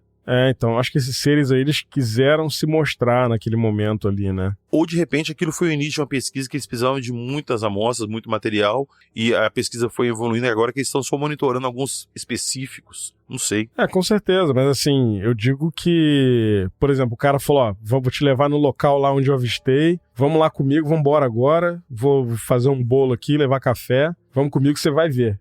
Os caras foram pra lá e o Irangê viu, né, cara? Então era uma coisa muito aberta, muito escancarada, né? Muito assim... A gente não tava preocupado em não ser visto, né? Isso que eu tô querendo dizer. E a dúvida que paira, né? Será que os militares deram continuidade, cara, às vigílias lá? Será que eles tentaram contato e quiseram botar esse low profile, não quiseram que fosse divulgado mais? O que será que aconteceu, cara? Cara, eu acho que sim, que os militares continuaram, porque falam que a Operação Prato ela teve a primeira etapa, que o Holanda não estava, o Holanda integrou a segunda etapa, que durou por volta de 6 meses, e teve uma terceira etapa, mas que ela foi bem mais fechada e com bem menos exposição, digamos assim, para a população. Mas ela aconteceu sim. Agora, o que eles descobriram e até quando foi, não sabemos.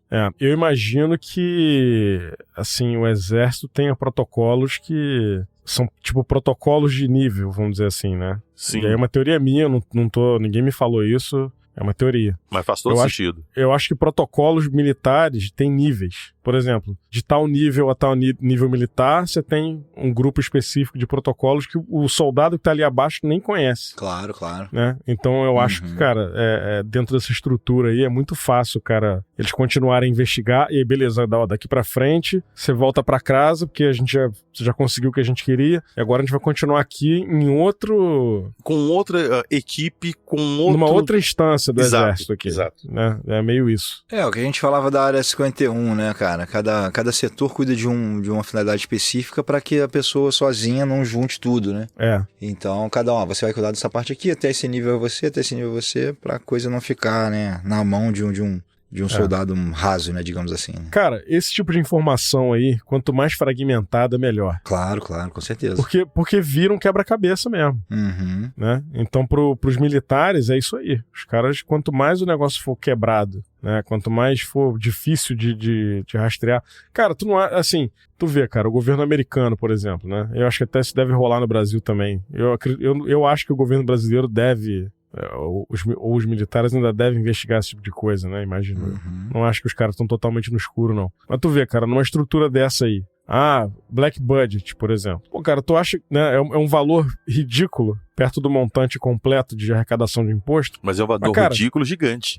Não, é um valor ridículo gigante, mas o que eu tô querendo dizer é o seguinte: o que eles gastam nesse tipo de pesquisa deve ser muito mais do que o Black Budget, cara. Claro. Deve escorrer muito dinheiro ali por debaixo do pano. Você acha que o orçamento que vai para a aeronáutica, para a marinha, para o exército, para a NASA, que a NASA também tem dinheiro público enfiado ali, você acha que vai tudo porque eles falam? Claro que não. Claro que não. No Independence Day, tem uma parte lá que, depois que as naves chegam, eles fogem do avião presidencial e tal, aí o pai do protagonista tá lá no helicóptero e viu o presidente e fala assim: é claro que você sabia e não avisaram a população, todo mundo sabe disso desde Roswell, Área 51 e tal. E o pai dele fala assim: pai, isso não existe. Aí o presidente, o secretário de segurança, vira o presidente e fala assim: senhor presidente, isso não é bem verdade. Aí eles descem na Área 51, aí o presidente pergunta: poxa, mas essa estrutura, isso tudo, de onde vem verba pra isso? Aí o secretário de segurança fala assim: você acha que nós realmente gastamos $10 milhões em assentos sanitários ano passado? Aí, é isso, cara. Não, mas cara, eu acho muito fácil desse tipo de coisa acontecer. Total.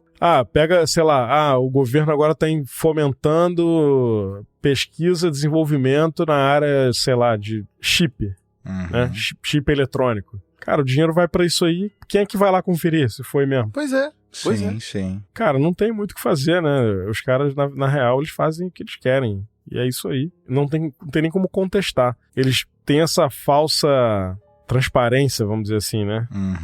Exato. É igual o Blue Book. Ele existia para investigar o fenômeno, mas ele nunca teve a intenção de investigar e explicar pra população o que era. Nada. E, cara, e o Blue Book foi isso aí, né? Foi a mesma situação da Operação Prato. Vamos lá investigar, cara, começou a aparecer um monte de coisa, acabou, chega. E aí tu vê, cara, o Projeto Blue Book acabou em 69. Aí tu vê, porque parou, o governo americano vai parar de investigar esse tipo de coisa porque não conseguimos provas suficientes. Aí, cara, tu vê 20 anos depois, Bob Lazar, falando da Área 51, os caras negando. Né? Aí depois descobriram que sim, a Área 51 existia. Lembrando que o Blue Book não foi o primeiro projeto de investigação do governo americano, né? Teve outros projetos anteriores, tiveram 2, o Blue Book foi o terceiro, e ele não foi o último. Inclusive, atualmente a gente tem novos projetos de pesquisa com outros nomes, tipo Aro e outros que existem hoje. Só que hoje em dia tá aberto, né, cara? Exato. Exato. Hoje em dia os caras estão falando que estão fazendo, né? Porque chegou um ponto que eles não conseguem mais fazer com dinheiro de assento sanitário, sacou? Eles precisam explicar de onde tá vindo essa verba. Só é esquisito assim, cara, essa mudança deles de... Sabe aquela história do... Da esmola demais, o santo desconfia? Cara, eu acho que a gente tá pra ter uma revelação boa de alguma coisa por aí em breve. Não sei acho. se boa, né, PH? Não sei se boa, mas... Depende do ponto de vista, eu já expliquei isso aqui várias vezes. Não, a gente não vai falar de pet de ET de novo, né? Não, porque eu já falei várias vezes, já deixei bem claro, então... Não, pode não ser bom, cara. Pode não ser uma parada positiva, né? A gente não sabe. Eu até acho que, assim, às vezes é até melhor ficar na ignorância, né? Dependendo do que for. Cara, olha só, a gente cresceu estudando sobre pragas que tiveram, peste negra, peste bubônica e peste negra é a mesma coisa, gripe espanhola, varíola, entre várias outras, e que ficou nos livros de história que a gente nunca experienciou isso de fato. Recentemente teve a epidemia do corona aí, que o mundo ficou de lockdown, foi uma coisa assim, inédita pra muita gente, que, aliás, pra 99% da população, e, poxa, se já aconteceu isso, cara, pra acontecer uma das próximas coisas que a gente nunca imaginou que fosse acontecer, ser, sei lá, uma invasão alienígena, é um pulo. Então... Pô, cara, mas pandemia é um negócio muito possível de acontecer, né? E um universo infinito, com infinitos universos, infinitas possibilidades e provavelmente infinitas linhas temporais e outros universos. Você acha difícil alguém visitar a gente? Caraca, me dá essa parada que tu fumou aí pra gente ficar igual. É Gudan, vende na padaria. Cara, a gente fala que a gente entra aqui no programa sempre com a crença ligada, né? A gente acredita no que a gente tá falando, né? E tudo mais. Sim. E com a teoria de que é verdade. Aí no final a gente dá a nossa conclusão. Mas o fato é que a Operação Prato, né, cara, ela é muito bem documentada. Uhum. E se você entrar aqui no site do Arquivo Nacional, por exemplo, né, um site oficial, você vai achar lá um acervo do Arquivo Nacional. E ele vai te direcionar para um site, ou seja, o Arquivo Nacional não tá te dando esse acesso específico, porque parece que a documentação que tá lá é muito superficial, né? Cara, procura no site Fenômeno, que o Jackson, ele pediu acesso a documentos mais restritos que não estão no Arquivo Nacional, e ele teve acesso e estão lá no Fenômeno. Então... Não, sim, já entramos aqui, ó, até o Ribas, enquanto mandou imagens do arquivo e tudo mais, eu entrei direto aqui no Arquivo Nacional só para ver a menção, porque assim, eles são obrigados a ter algum registro de uma operação oficial, né? Sim. Querendo ou não querendo, eles têm que, por lei, eles são obrigados, eles podem maquiar isso ou aquilo, né, como a gente teoriza que é feito, né. Mas como a gente sabe que o Brasil é o país da lei que não pega... né? Sim. Pois é, porque eles liberam um documento e 70% do documento é em negrito, eles pegam aqueles marcador de texto e risca tudo.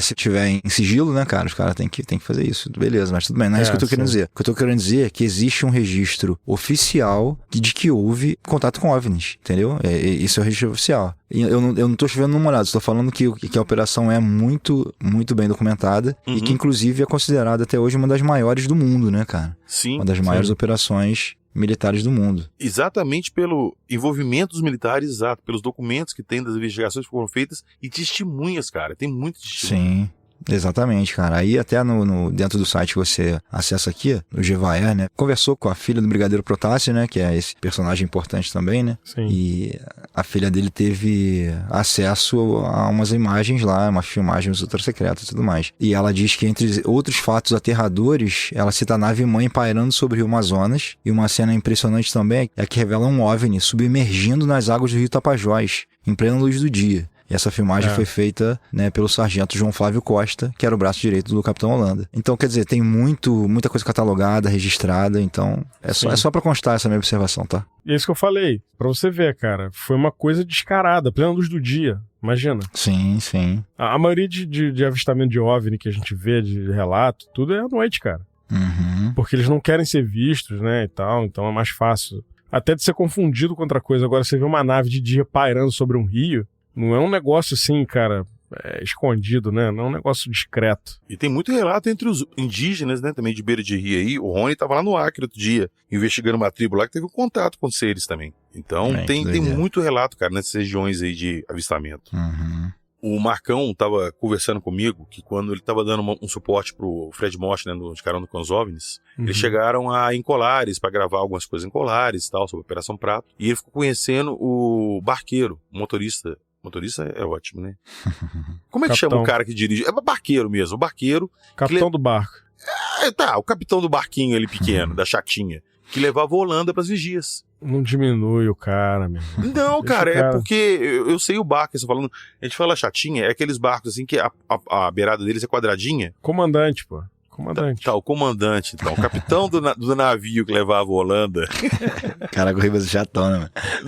Nas vigílias, conversou com o Marcão e tal. E o Marcão tem o contato dele. O Marcão falou que vai pegar ele qualquer dia pra trocar uma ideia com ele. Quem sabe ele não conta alguma coisa legal. Maneiro. Tomara, né? Tomara. Quanto mais relatos bacanas, melhor pra todos nós, hein? Sim. Pois é. Muito massa.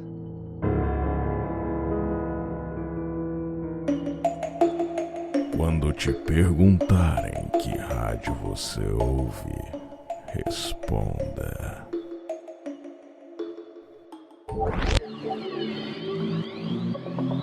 ZYP23 Paranormal FM.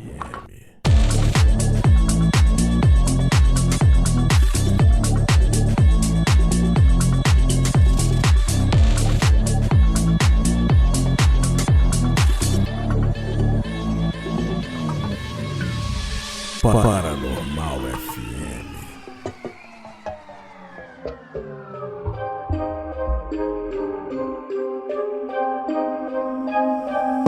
Bom, gente, então os dados que a gente tem acesso aqui são esses. E, como sempre, a gente não chega a nenhuma conclusão. A gente só frisa, né, cara, que nesse caso especificamente a gente tem muito material catalogado, tem muito. O vulto, né, o tamanho do caso é muito grande, tem muita coisa registrada. Então, assim, não há dúvidas de que ocorreu alguma coisa muito sinistra entre outubro e dezembro de 77, no extremo norte e nordeste do Brasil. Então, é uma operação que realmente movimentou os militares, e, como eu falei, né, considerado uma das maiores do mundo. E é aquilo, cara, a gente aqui sabe que as coisas acontecem, a gente sabe que tem muitos relatos, a gente só tá esperando realmente uma prova definitiva, né, PH? Sim, aquele vídeo que o Holanda levou pra reunião, é isso que eu queria ver. Sim. De acordo com a filha do Protásio lá, do superior lá, do Marechal do Brigadeiro Voador, existem microfilmagens, ela viu o material, mas infelizmente está catalogado com certeza como ultra secreto, né? A gente não vai ter acesso a isso tão cedo. Um dia aparece. Um dia aparece. Um dia aparece. Nossa esperança é que realmente um dia aparece. Cara, pra mim, assim, todo mundo sabe que eu acredito, né, em vida fora da Terra, eu não acho que esses objetos que estão sendo avistados agora aí, né, esses casos que estão acontecendo, são coisa daqui, eu realmente não acho. Posso estar enganado, né, pode ser que seja coisa daqui, mas eu realmente acho muito pouco provável, por conta desses relatos antigos, até da Operação Prato também, né, cara, isso foi catalogado, vai dizer que era coisa da China, lá em 77? Uma tecnologia desse nível aí, cara, né, então assim, não faz muito sentido. Pra mim, né, pelo menos. Então, a visão que eu tenho hoje é que, assim, não é mais uma questão de acreditar no fenômeno OVNI, né, o fenômeno OVNI tá aí, a gente só não sabe o que é, né, da onde vem, o que eles querem, né. Sim. Mas é isso, cara. Eu sempre quis falar da Operação Prato. Inclusive, eu tinha uma ideia errada da Operação Prato. Eu achava que o Chupa-Chupa era só um caso isolado ali, que tinham outros casos, mas na verdade não, né? A Operação Prato girou em torno do Chupa-Chupa, né? Os Chupa-Chupa foram vários casos relatados que geraram calor suficiente pra galera ir pra lá, né? Aquela área ali virou uma zona quente, né? Então várias coisas aconteceram ali, ramificadas ali, a partir do Chupa-Chupa, né? Que foi nele de Colares. Como o PH falou, não pararam de acontecer, né? Até hoje você tem relatos lá, né? Sim. Uma amiga minha, um tempo atrás, mandou pra mim um relato de uma amiga dela lá de Colares. Que uma pessoa de uma vila mais próxima lá foi atacada por uma luz vampira. Isso tem coisa de uns 6 meses. Bizarro, então, cara. Bizarro. Tem algum objetivo aí, né, cara, nessa questão, né?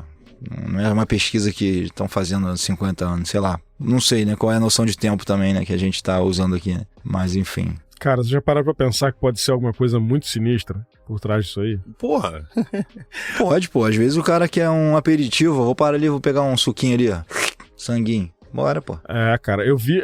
Tem esses grupos maluquices aí de Facebook, de ufologia. Eu tava num grupo desse bastante tempo atrás, eu saí porque eu não aguentei. Mas esse grupo especificamente que eu tô falando, tinha uma teoria que eles botavam lá, dizendo que a Terra, o planeta Terra, é tipo um celeiro de recursos. Ah, eu já vi essa teoria. Sim. O que, pra mim, não é uma parada tão... É louca se pensar nisso, né? Mas não é um negócio tão absurdo não, cara. Ô, Ribas, eu já especulei muitas vezes que a vida no universo pode não ser uma coisa rara. Pode existir vida em vários outros planetas. Mas essa diversidade e abundância que tem na Terra é rara. Eu acho que a Terra, ela é tão procurada por essas outras raças porque a Terra é única na explosão e variedade de vida. Cara, você pega criaturas marinhas que são totalmente diferentes de criaturas terrestres, seres microscópicos que são praticamente imortais, sacou? Criaturas que vivem sem oxigênio, outras que vivem só de gás carbônico. É muito diferente a biodiversidade que a gente tem.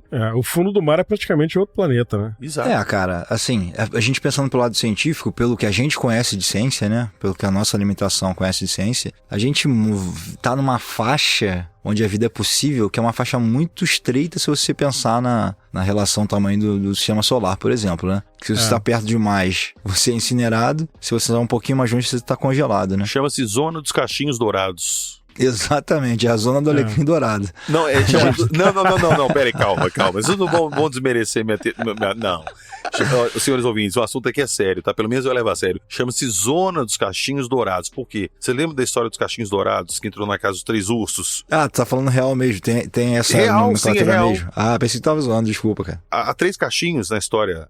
Na fábula, ela achou uma casa na floresta que pertencia a 3 ursos. Ela chegou lá e viu 3 pratos de mingau. O primeiro estava muito frio, o segundo estava morno, gostoso, e o terceiro muito quente. PH, Ribas e Léo, os 3 ursos. Cara, não era porque assim, deixa o PH concluir a história. Qual é o final da história, PH? Então a gente fala que é a zona dos cachinhos dourados porque é aquele pratinho de mingau morno, na temperatura certinha, nem muito quente, nem muito frio. E você sabe que a moral da história é que ela comeu o pratinho morninho, pro sangue dela ficar morninho, que os ursos já embrulharam ela quando eles chegaram em casa, né? Que eles detonaram a menina, chega em casa, irmão, tio, tá aqui, a armadilha deu certo, pegamos o nosso jantar. Pô, era só ter pegado o mingau frio também, misturado no quente, que ele ficava morno e ela comia os dois. Também. O urso não come mingau, PH? Come sim, senhor. Dorme em caminhas também. Não. Astrofisicamente falando, cara, é mais difícil você combinar o quente e o frio. Então a gente tá justamente naquela faixa estreitinha onde a vida é possível. Mas é claro, eu penso que tem muitos sóis, muitas estrelas e tem muita vida que a gente não acessa, né? É porque, na real, assim, a nossa ciência, né, a ciência humana, pelo que foi estudado, pra gente existir, foi um acaso, né, aí o pessoal religioso aí pode se ofender, já peço desculpa, isso é o que a ciência diz. O fato da gente existir foi um acaso muito grande, assim, uma coincidência de fatores que aconteceram e aí nasceu a vida na Terra. Isso. Sim. E aí eles negam, a ciência praticamente nega o fenômeno ufológico por conta disso. Porque eles acham que essa enorme coincidência de fatores que gerou vida aqui teria que ter acontecido outras vezes. E é uma probabilidade muito pequena, né? E aí eles dizem que, assim, eu até gravei lá no H18 um episódio com um cara que é geneticista, e ele falou isso. Cara, para existir um humanoide bípede, parecido com a gente, né? Anatomicamente falando, em outro lugar, essa imensas combinações de fatores que aconteceu para ter vida na Terra teria que ter acontecido lá também. Então isso é praticamente impossível. A ciência nega a vida fora da Terra com esse argumento. O que faz sentido, né? É uma coisa que faz total sentido. Cara, duas coisas. E se a forma humanoide for a forma mais aprimorada de um ser biológico? É a melhor forma evolutiva. Um ponto, todas as raças vão chegar nesse ponto. Se é a melhor forma biológica para um ser biológico. Mas não é tão assim. simples assim, porque a gente tem outros seres aqui na Terra que não são humanoides. Sim, mas a gente é a raça dominante. Quem não garante que no planeta alienígena lá, eles são os humanoides evoluídos e eles têm outros lá, sei lá, cachorros alienígenas, peixes alienígenas, entendeu? Esse é meu ponto. Que a forma humanoide é o ápice da evolução de uma espécie biológica. É isso. Ou, de repente, todas as formas de vida humanoides que se tem notícia têm um ancestral em comum. Quem? Não sei, boa pergunta, gostaria de saber. Pô, mas aí você tá dizendo que uma tartaruga poderia virar humanoide no final da evolução dela? Não tô falando isso, O que eu quis dizer é que a espécie humana humanoide, ela pode ter um ancestral em comum espalhado pelo infinito do universo. Sim, aí tem infinitas teorias e possibilidades, né? Sim, de repente a espécie humana não é nem original da Terra, não é nem nativa da Terra. Enfim, isso é um assunto infinito e nós vamos ficar aqui até amanhã cedo. É um assunto filosófico, né? Com certeza. Sim, a gente passa porque aí é possível que uma força divina tenha nos colocado no ponto certo, no planeta Terra, no lugar certo, e a partir dali desenvolvido a vida. Então, é como você falou, as possibilidades são infinitas, né? Mas é muita presunção achar que nós somos a forma mais evoluída, que nós somos, né, os alecrins dourados do universo. Pô, cara, eu lembrei de você, Léo, quando a gente gravou o episódio de Varginha com o PH, que a gente tava falando sobre daquela pessoa que fala assim, pô, mas o cara é um alienígena. Sim. Com tecnologia ultra avançada, o cara consegue chegar aqui na Terra. Como é que um radar de micro-ondas derruba a nave desse cara? Ele não é evoluído e tal? Ele não age assim, né? Meu irmão, eu vi um vídeo no TikTok, o moleque não sabia fritar um ovo, cara. Cara. É foda. Assim, isso que eu tô falando só de presunção, né? A gente ser presunçoso demais, né? Moleque engenheiro, moleque formado em engenharia, não sabe fritar um ovo. Sim. Né? Que é aquilo que você falou, né, cara? Às vezes o cara estudou e tal, mas o cara não precisa do cara fritar um ovo, o cara não sabe. Eu falei com meu filho, cara, a educação formal é importantíssima, mas ela não é tudo, né? PH teve que aprender na prática sobreviver, né, cara? A gente aprende no Streetwise, né? Você, ó. Que nem o ET de Varginha. O ET de Varginha nunca andaria pelado em Varginha. Sim. Cara, vai ver, não tava nos planos dele ter que sair da nave. Pô, às vezes pelado é um conceito que eles não têm. Pelado é só a gente que imagina. Exatamente, cara. Exatamente, cara. O bicho tá perdido ali. Por que eu vou me cobrir com trapo? Exatamente isso, cara. Saca a festinha de adolescente? Teu pai vai te buscar na festa? Aí o teu pai sai de casa, meia-noite de carro, pra te buscar na festa, na casa do teu amigo. E aí o teu pai vai de cueca e roupão. Sim. Aí chega lá, tu vai até o carro do teu pai e fala assim, putz, pai, PH tá comigo aqui, ele tá entrando em coma alcoólico, ajuda a gente a pegar ele lá. Aí o teu pai, puta, filho, sério mesmo? Vou ter que descer do carro assim? Aí vai o teu pai de cueca na festa, carregar o PH. A blitz para o velho. Eu já passei uma situação parecida com essa.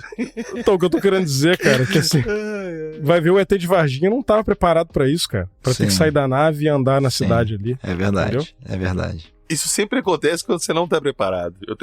Cara. Eu acredito nessa teoria. Então eu acho que não dá pra julgar, mas o ET nunca andaria sem roupa, pelado ali, despreparado. Cara, de manhã eu vou levar meus filhos na escola de samba, canção e regata. É porque eu não desço do carro, sacou? É isso, meu. Se existe inferno, vocês acabaram de saber a descrição. PH de samba, canção e camiseta levando os filhos pro colégio. Nossa, com as pernas fininhas. Traumatizando crianças e adolescentes desde cedo. Ai, cara, por isso que a gente fala aqui, ó, não dá margem. Esteja sempre preparado. E é aquilo, cara, estamina é o mais importante. Correr é sempre essencial. Quando eu era moleque e eu tava na rua, né, com meus amigos, nessa época eu tinha, sei lá, 16 anos, 15, 16 anos, meu pai me chamava pra ir pra casa, porque ele não gostava que eu ficasse na rua até tarde, né? E aí, cara, ele me chamava e cagava, né? Ignorava. Cara, sabe o que ele fazia? Ele ia de cueca na rua me chamar pra me envergonhar.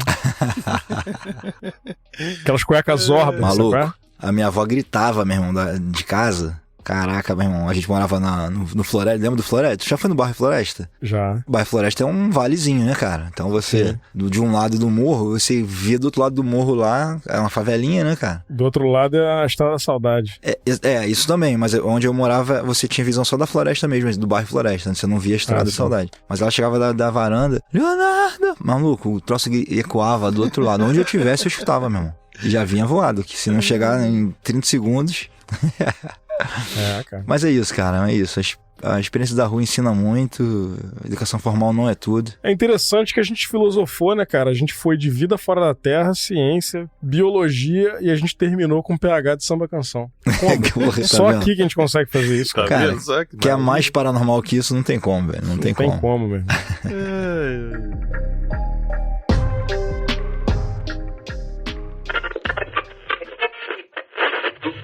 Quando te perguntarem qual rádio você ouve, responda ZYP23, Paranormal FM.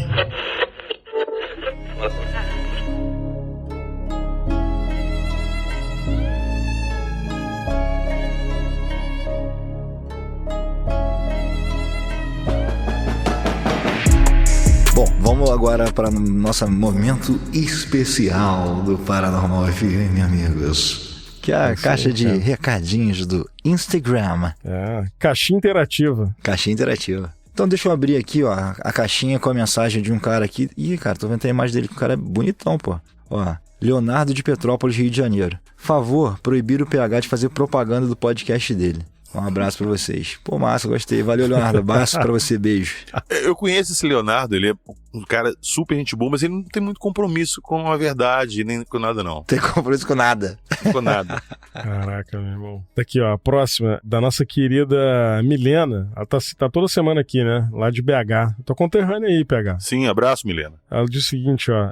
Que tal falarem das histórias de terror japonesas? Abraços. Pô, história de terror japonesa pesado, é um terror né, à parte, né? É pesado, né? Tem algumas coisas japonesas vindo aí. Dá uma aliviada aí. Pô, tu fala que tá vindo aí. É que tu ainda faz a pauta pra gente. É que a gente, às vezes, quando você não tá, a gente fala que tu já abandonou, né?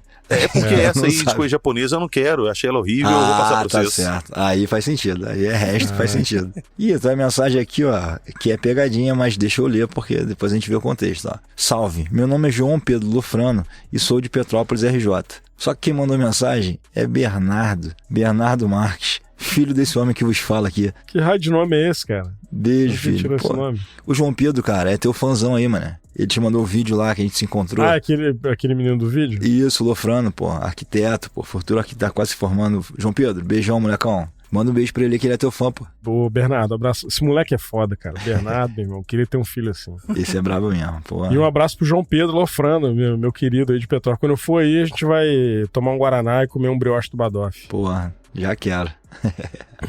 Pô, tu pode comer amanhã, se tu quiser. Né? Pô, eu quero agora, mas vou lá amanhã, pô. Outra mensagem aqui, ó, da Gisele Costa, nossa grande parceira aqui também, ó. Quando vai ter um especial sobre a infância do Ribas? Cara, pesado demais pra gente botar isso aqui aberto ao vivo, não tem como. Caraca. Eu acho interessante, hein? Vamos fazer essa pauta, PH? Eu achei legal. A gente grava sem Ribas. O dia que eu quase fui pro lado de lá. Porra, esse dia foi tenso, mano. Pô, eu já quase morri várias vezes, cara. Já vi a luz várias vezes. Ó, o próximo aqui é da nossa querida Priscila. É lá de Tatuí, São Paulo. Olá, meninos. Hoje eu só vou mandar um alô mesmo. É isso aí. Curto e sucinto. Massa, beijo pra Pri. Ó, outro recadinho sucinto aqui, ó. Rica Padrão, de Tatuapé, São Paulo. Um salve acuado. Abração, Rica. Tudo de bom, irmão. Valeu. Alan Brito, o melhor. Porra, e o mais humilde, com certeza. Tá aqui, ó. Vocês acreditam em possessão demoníaca? Alan Brito, de Salvador, Bahia. Total. Pô, também. Eu acredito, cara. Eu não tenho por que não acreditar. É isso. Inclusive, eu tenho certeza que eu encontro várias pessoas possuídas todo dia no trânsito quando eu saio de carro. O que o PH falou é verdade, cara. Nego entra no carro e fica possuído, mano. Pô, sim, senhor volante. Nunca vi, meu irmão. É que nem o Pateta, né, cara? É igualzinho o Pateta. É o seu volante. Puxa aí, Ribas. A próxima mensagem aqui da nossa querida Amanda. Ela também tá sempre aqui, né? Acho que ela tá no grupo lá também, se eu não me engano. Ela é de Santo André, ela tá mandando um abraço pra gente aqui. Menos pro PH. Pô, então tá, né? Mas eu mando um abraço pra você. Tamo junto. Sacanagem, isso aí foi eu que adicionei mesmo, só pra causar. Eu sei, claro, Coração Negro, eu sei que foi você. É que a participação do PH é sempre surpresa pra galera, é nosso presente pras pessoas, né? Sim, sim. A próxima mensagem aqui, ó, Nath Oliveira, a Natália de Guarulhos. Só pra elogiar o podcast incrível que vocês têm feito. Vida longa para a Norma FM. Achei que ela acredita se quiser que ela tá falando. Chupa, PH. Ela tem bom gosto, né, velho?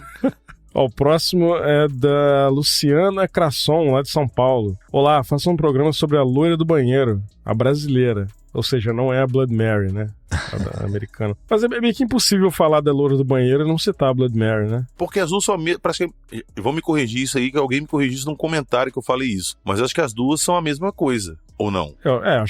Acho que a loira do banheiro do Brasil derivou da Blood Mary, né? Sim. Eu acho. E hoje é conhecida como Marinara Costa.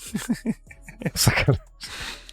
Nós vamos abordar as lendas urbanas mais pra frente aí, a gente vai discutir isso aí. Sim.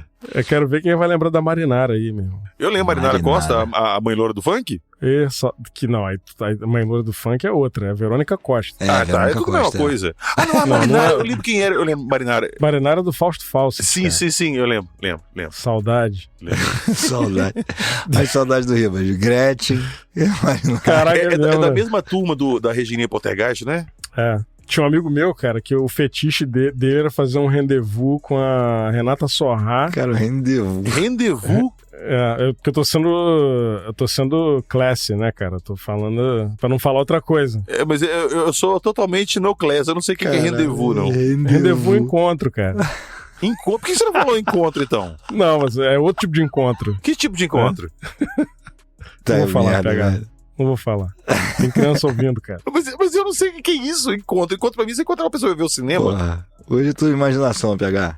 PH, encontro pra ver o cinema. Eu não tenho imaginação pra essas coisas que vocês têm, não. Eu sou puro e simples. Olha que falso, cara. Olha que bicho falso. Meu Deus do céu. Pãozinho de queijo da Serra da Canastra aí. Pois é, mas enfim, esse meu amigo tinha um fetiche de sair com a Renata Sorrah e a Ana Maria Braga ao mesmo tempo. Como é que é? Camarada meu de Petrópolis, que eu não vou citar o nome. Ana Maria Braga também? Olha o fetiche do cara, mesmo. Meu. Cada um com o seu gosto. Eu tenho fetiche, eu quero sair com a Xuxa e com o Pedro de Lara. Porra. Meu, isso aí. É o frio quente, né, meu irmão? Pô, deixa eu ser feliz. Vamos lá, bicho. Um recadinho pro PH Carvalho aqui, ó. Não basta... Não lê não. Vou ler aqui porque é recado importante aqui, ó. Não basta a positividade tóxica do PH. Temos o que ouvir ele dizendo que o apelido dele era Paulão. Mas era, cara. O que eu posso fazer, velho? Paulão da regulagem. Douglas Carvalho, do Rio de Janeiro. Douglas, isso aí, meu irmão. Muito obrigado, meu camarada. Eu já falei que eu sei de onde que a pessoa me conhece pelo jeito que ela me chama. Dependendo da época do lugar, eu tenho nomes diferentes em vários locais. É isso aí, o cara tem... Isso aí é muito peculiar de quem foge da polícia, quem deve, né, cara? Sim, foi uma das táticas que eu adotei e tá funcionando até hoje. Também o cara veio do metal, né, cara? Boa pessoa não pode ser, né? Outro dia, pra você ter ideia, eu vendi um tanto de camisa pra um cara de um podcast aí e comprei tudo de coxinha. Boa. Coxinha é vida, né, irmão? É vida. Vai lá, Ribinha. Então, o próximo aqui, ó. Esse cara tem o nome mais fera que eu já vi aqui na caixinha de recados, cara. Danilo Van Damme. Mas esse é nome de internet, né? Sei lá, meu irmão. Pode ser que seja o nome dele mesmo. Vai que o pai dele era fã do Van Damme, né? Ou vai que o pai dele é o Van Damme. Não, eu acho que não. Se bem que o Van Damme foi pro Brasil um tempo atrás aí. Não, o Danilo Nogueira, cara. Ele até tem um relato pra mandar pra gente, que a gente tá esperando aqui o relato dele, pô. O Van Damme é melhor que Nogueira, né? Ele deve ter alguma aparência física com o Van Damme, não sei, cara. É possível. Bom, ele diz o seguinte, ó. Façam mais um vídeo sobre lobisomem, voltado ao Brasil e a realidade por trás desse fato. Mas a gente não faz vídeo. Ele deve ter querido dizer algum episódio, né? dizer episódio, né? Sim. Mas é isso. Pô, valeu, Danilo. Porque o Danilo, cara, tem um relato de experiência com lobisomem. É isso que ele quer relatar. Legal. Lobisomem ou chupa-cabra? De lobisomem. Eu não sei que grau foi o encontro dele, assim, mas ele ficou de mandar esse relato pra gente colocar no formato novo aqui. Então a gente tá... legal. Tá aguardando isso aí pra poder dar seguimento. Legal. Manda pra gente por e-mail aí, Danilo. Isso aí. Isso, pode mandar pra acredite-se-quiser@gmail.com. Caraca, derruba ele aí, Léo. Palhaço, rapaz. Vou pra uma aqui que não pode ficar de fora, velho, porque a pessoa teve que se antecipar. Lá da Europa teve que correr pra poder mandar o recadinho aqui a tempo. Que isso. A Lauren John, passando pra dizer que esse é meu podcast preferido, mas vocês já sabem disso. Lauren, um beijo pra você, obrigado pela sua audiência e pela participação no grupo lá dos apoiadores, tamo junto. Eu vou falar de novo, chupa PH. Não, eu ia até falar que eu lembrei do nome que eu também li um recado no último episódio, ela falou que o meu também era o favorito dela. Duvido. Tu tá chamando ela de mentirosa, cara? Não é possível. Não, tu tá aqui afrontando o nosso ouvinte? Olha como é que a máscara cai, né? Meu irmão, como é que a máscara vai caindo. Cara, sabe o que mais me impressiona? É Luane, cara. Um espírito puro, defendendo o PH, meu irmão. Porra. É porque ela me conhece, espíritos puros se apoiam. Sim. Cara, isso aí tem uma explicação, cara. Jedi Mind Tricks. Boa. O PH fez alguma parada com ela ali que ela não consegue contrariar o Alecrim Dourado. Sim. Ó, mensagenzinha maneira aqui, Ribas, ó, do Leonardo Martins, ó, de Santa Maria, no Rio Grande do Sul. Vamos fazer um filtro pra esse podcast? Pô, maneiro, hein? Vamos mesmo, pô. Um filtro, será que ele tá falando de filtro do Instagram, aqueles efeitozinhos, a parada assim? Seria maneiro, hein? Ia ser maneiro mesmo, pô. Ia ser maneiro. Se for isso que você tá falando, Leonardo, a gente tá afim, bora fazer alguma coisa aí. Bora fazer. Eu já ia dar parabéns pra ele, que podia botar um filtro mesmo aqui pra gente pegar uma aguinha durante a gravação, assim, que ajudava, mas eu me confundi. Caraca, o cara tá falando de tecnologia, o outro me vem com filtro de barro. É a realidade da minha comunidade, Ribas. Eu moro no interior de Minas Gerais. Ó, próximo aqui, ó, vamos seguir aqui. da nossa querida Luísa Fress. Ela diz o seguinte, ó. Só dizer que sou fã mesmo. Vocês fazem o meu dia melhor. Obrigado, menino. Legal, né? Isso é carinho, cara. Isso é carinho. Não é aquele negócio forçado, não. Que pessoas têm que ficar forçando carinho, não. Aqui é coisa natural, pô. Deixa ele. Ih, tem um engraçadinho aqui, ó. Só pra um alô elogiar as introduções do PH. Que obrigado, isso, cara? tamo Tu junto. tá elogiando o PH aqui no Paranormal? Tu tá muito doido, mano? Obrigado, tamo junto. Deixa eu ver quem é o parceiro aqui. Cláudio Dalo. Pô, meu irmão. Que isso, velho. Aí não, aí tu... Abraço, Cláudio. Cláudio, valeu. Eu vou ler teu recado aqui porque nós somos aqui pessoas equilibradas, tá? Pois é. Vamos ver aqui. O próximo é da nossa querida Marise, lá de Niterói. Nikit. Me divirto muito com vocês. Já pensaram em entrevistar o Edson Boaventura?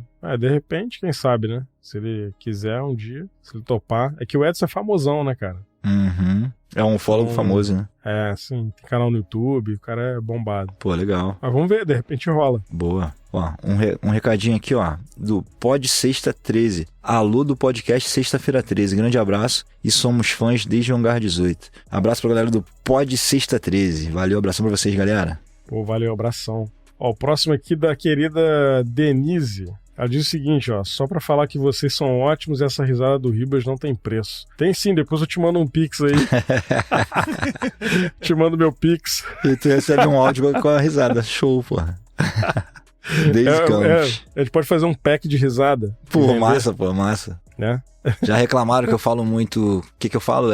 Tu fala cara e eu falo meu irmão. Cara, te mando um pack só de cara de meu irmão. Não tem como, cara. Não tem como fugir disso aí. Teve um cara que me chamou de palhaço, tu acredita, velho? É mesmo? Realzão mesmo? Lá no Spotify, cara. Pô, cara. Tu acredita nisso, cara? Falou que tu é palhacinho? Palhacito? Falou que eu sou um bozo. Aí eu tomo um bloco, né? Deixar de ser...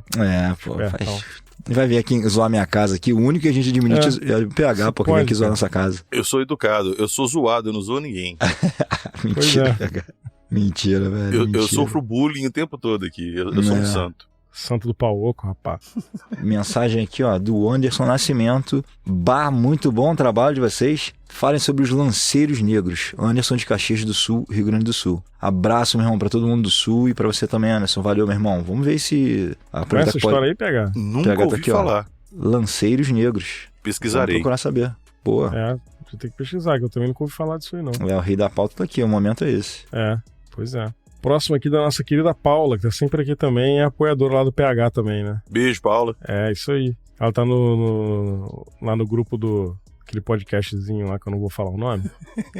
Do Paranormal? Pode falar, pô. Não. Ela diz o seguinte, ó, não sei se vai dar tempo, só quero mandar um beijo pra vocês. E é isso aí. Meu beijo já mandei, tá vendo? Antecipado, antes de saber que você me mandaria um beijo. É isso que é amor, tá vendo? É isso aí. O Ribas esperou primeiro pra depois mandar. O Ribas é um interesseiro danado. Uma mensagem aqui do Rogério Alexandre de Oliveira. Ele escreveu o seguinte, sugestões, né? Rugaru da Lusiana. Eu acho que é Rugaru, já ouvi. Não tenho certeza. Já ouviu? Rugaru eu conheço. Besta de Gevaldan. Já ouvi falar superficialmente. E o Homem Mariposa. Ele mandou 3 sugestões de pauta aqui. O Mothman, ele é um personagem legal, dá uma pauta interessante e dizem que sempre que ele aparece é presságio de algum acidente grave. Eita, caramba. Bacana, essa história é bacana. Tem um episódio do BuzzFeed Unsolved sobre esse cara aí. Sobre maneiro. O Homem Mariposa. Vou te mandar, Léo, pra você. Pô, show, beleza.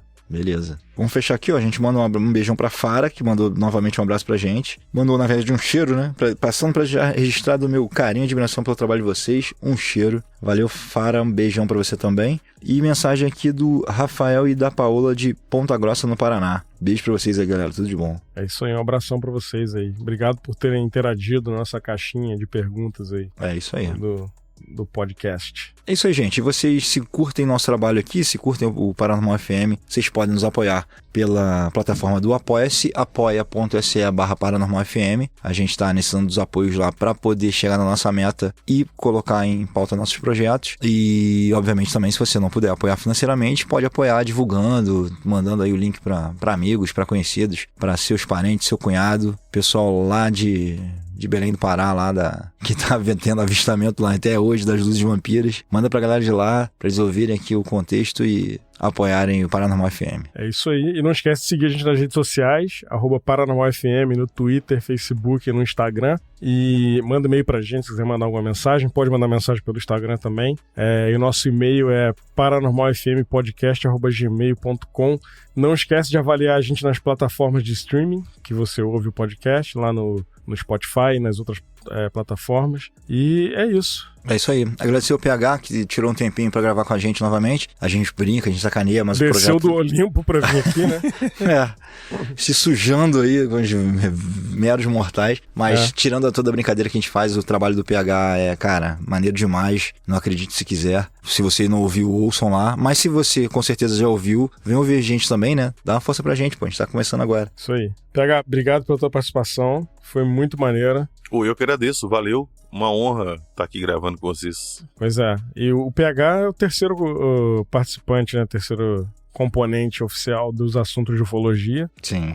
Ele vai estar aqui mais vezes. Sempre que tiver assunto de ufologia, a gente vai trazer o PH aqui pra gente trocar ideia. Acho que muita coisa legal surge, né? Muita teoria, muita ideia legal sobre o fenômeno a gente consegue desenvolver quando o PH tá junto. E é isso. Dá o teu serviço aí, PH. Quem quiser te ouvir. Quem quiser escutar um podcast comprometido com a verdade, que sempre tiramos conclusões baseadas em provas, acredite se quiser, lá no Spotify, tá ok? Mesma coisa no Instagram, acredite se quiser podcast. E se alguém quiser mandar um e-mail, acredite se quiser podcast, @gmail.com. Beleza? É isso aí. Ouça enquanto puder, porque daqui a pouco chega um processinho aí por nome de... por uso indevido de marca aí, eu quero ver. Vai virar só Acre se quiser, vai virar. Se me processarem, eu mudo pra acredite quando puder. Depois eu mudo pra acredite só se quiser, sacou? Então pronto. Rapaz, não importa o nome, importa o conteúdo. E PH é ouro importa. É isso aí. PH vale ouro. Se derreter, dá um anel, cara. Porra, não dá pra fechar melhor que isso. Valeu, galera. Valeu.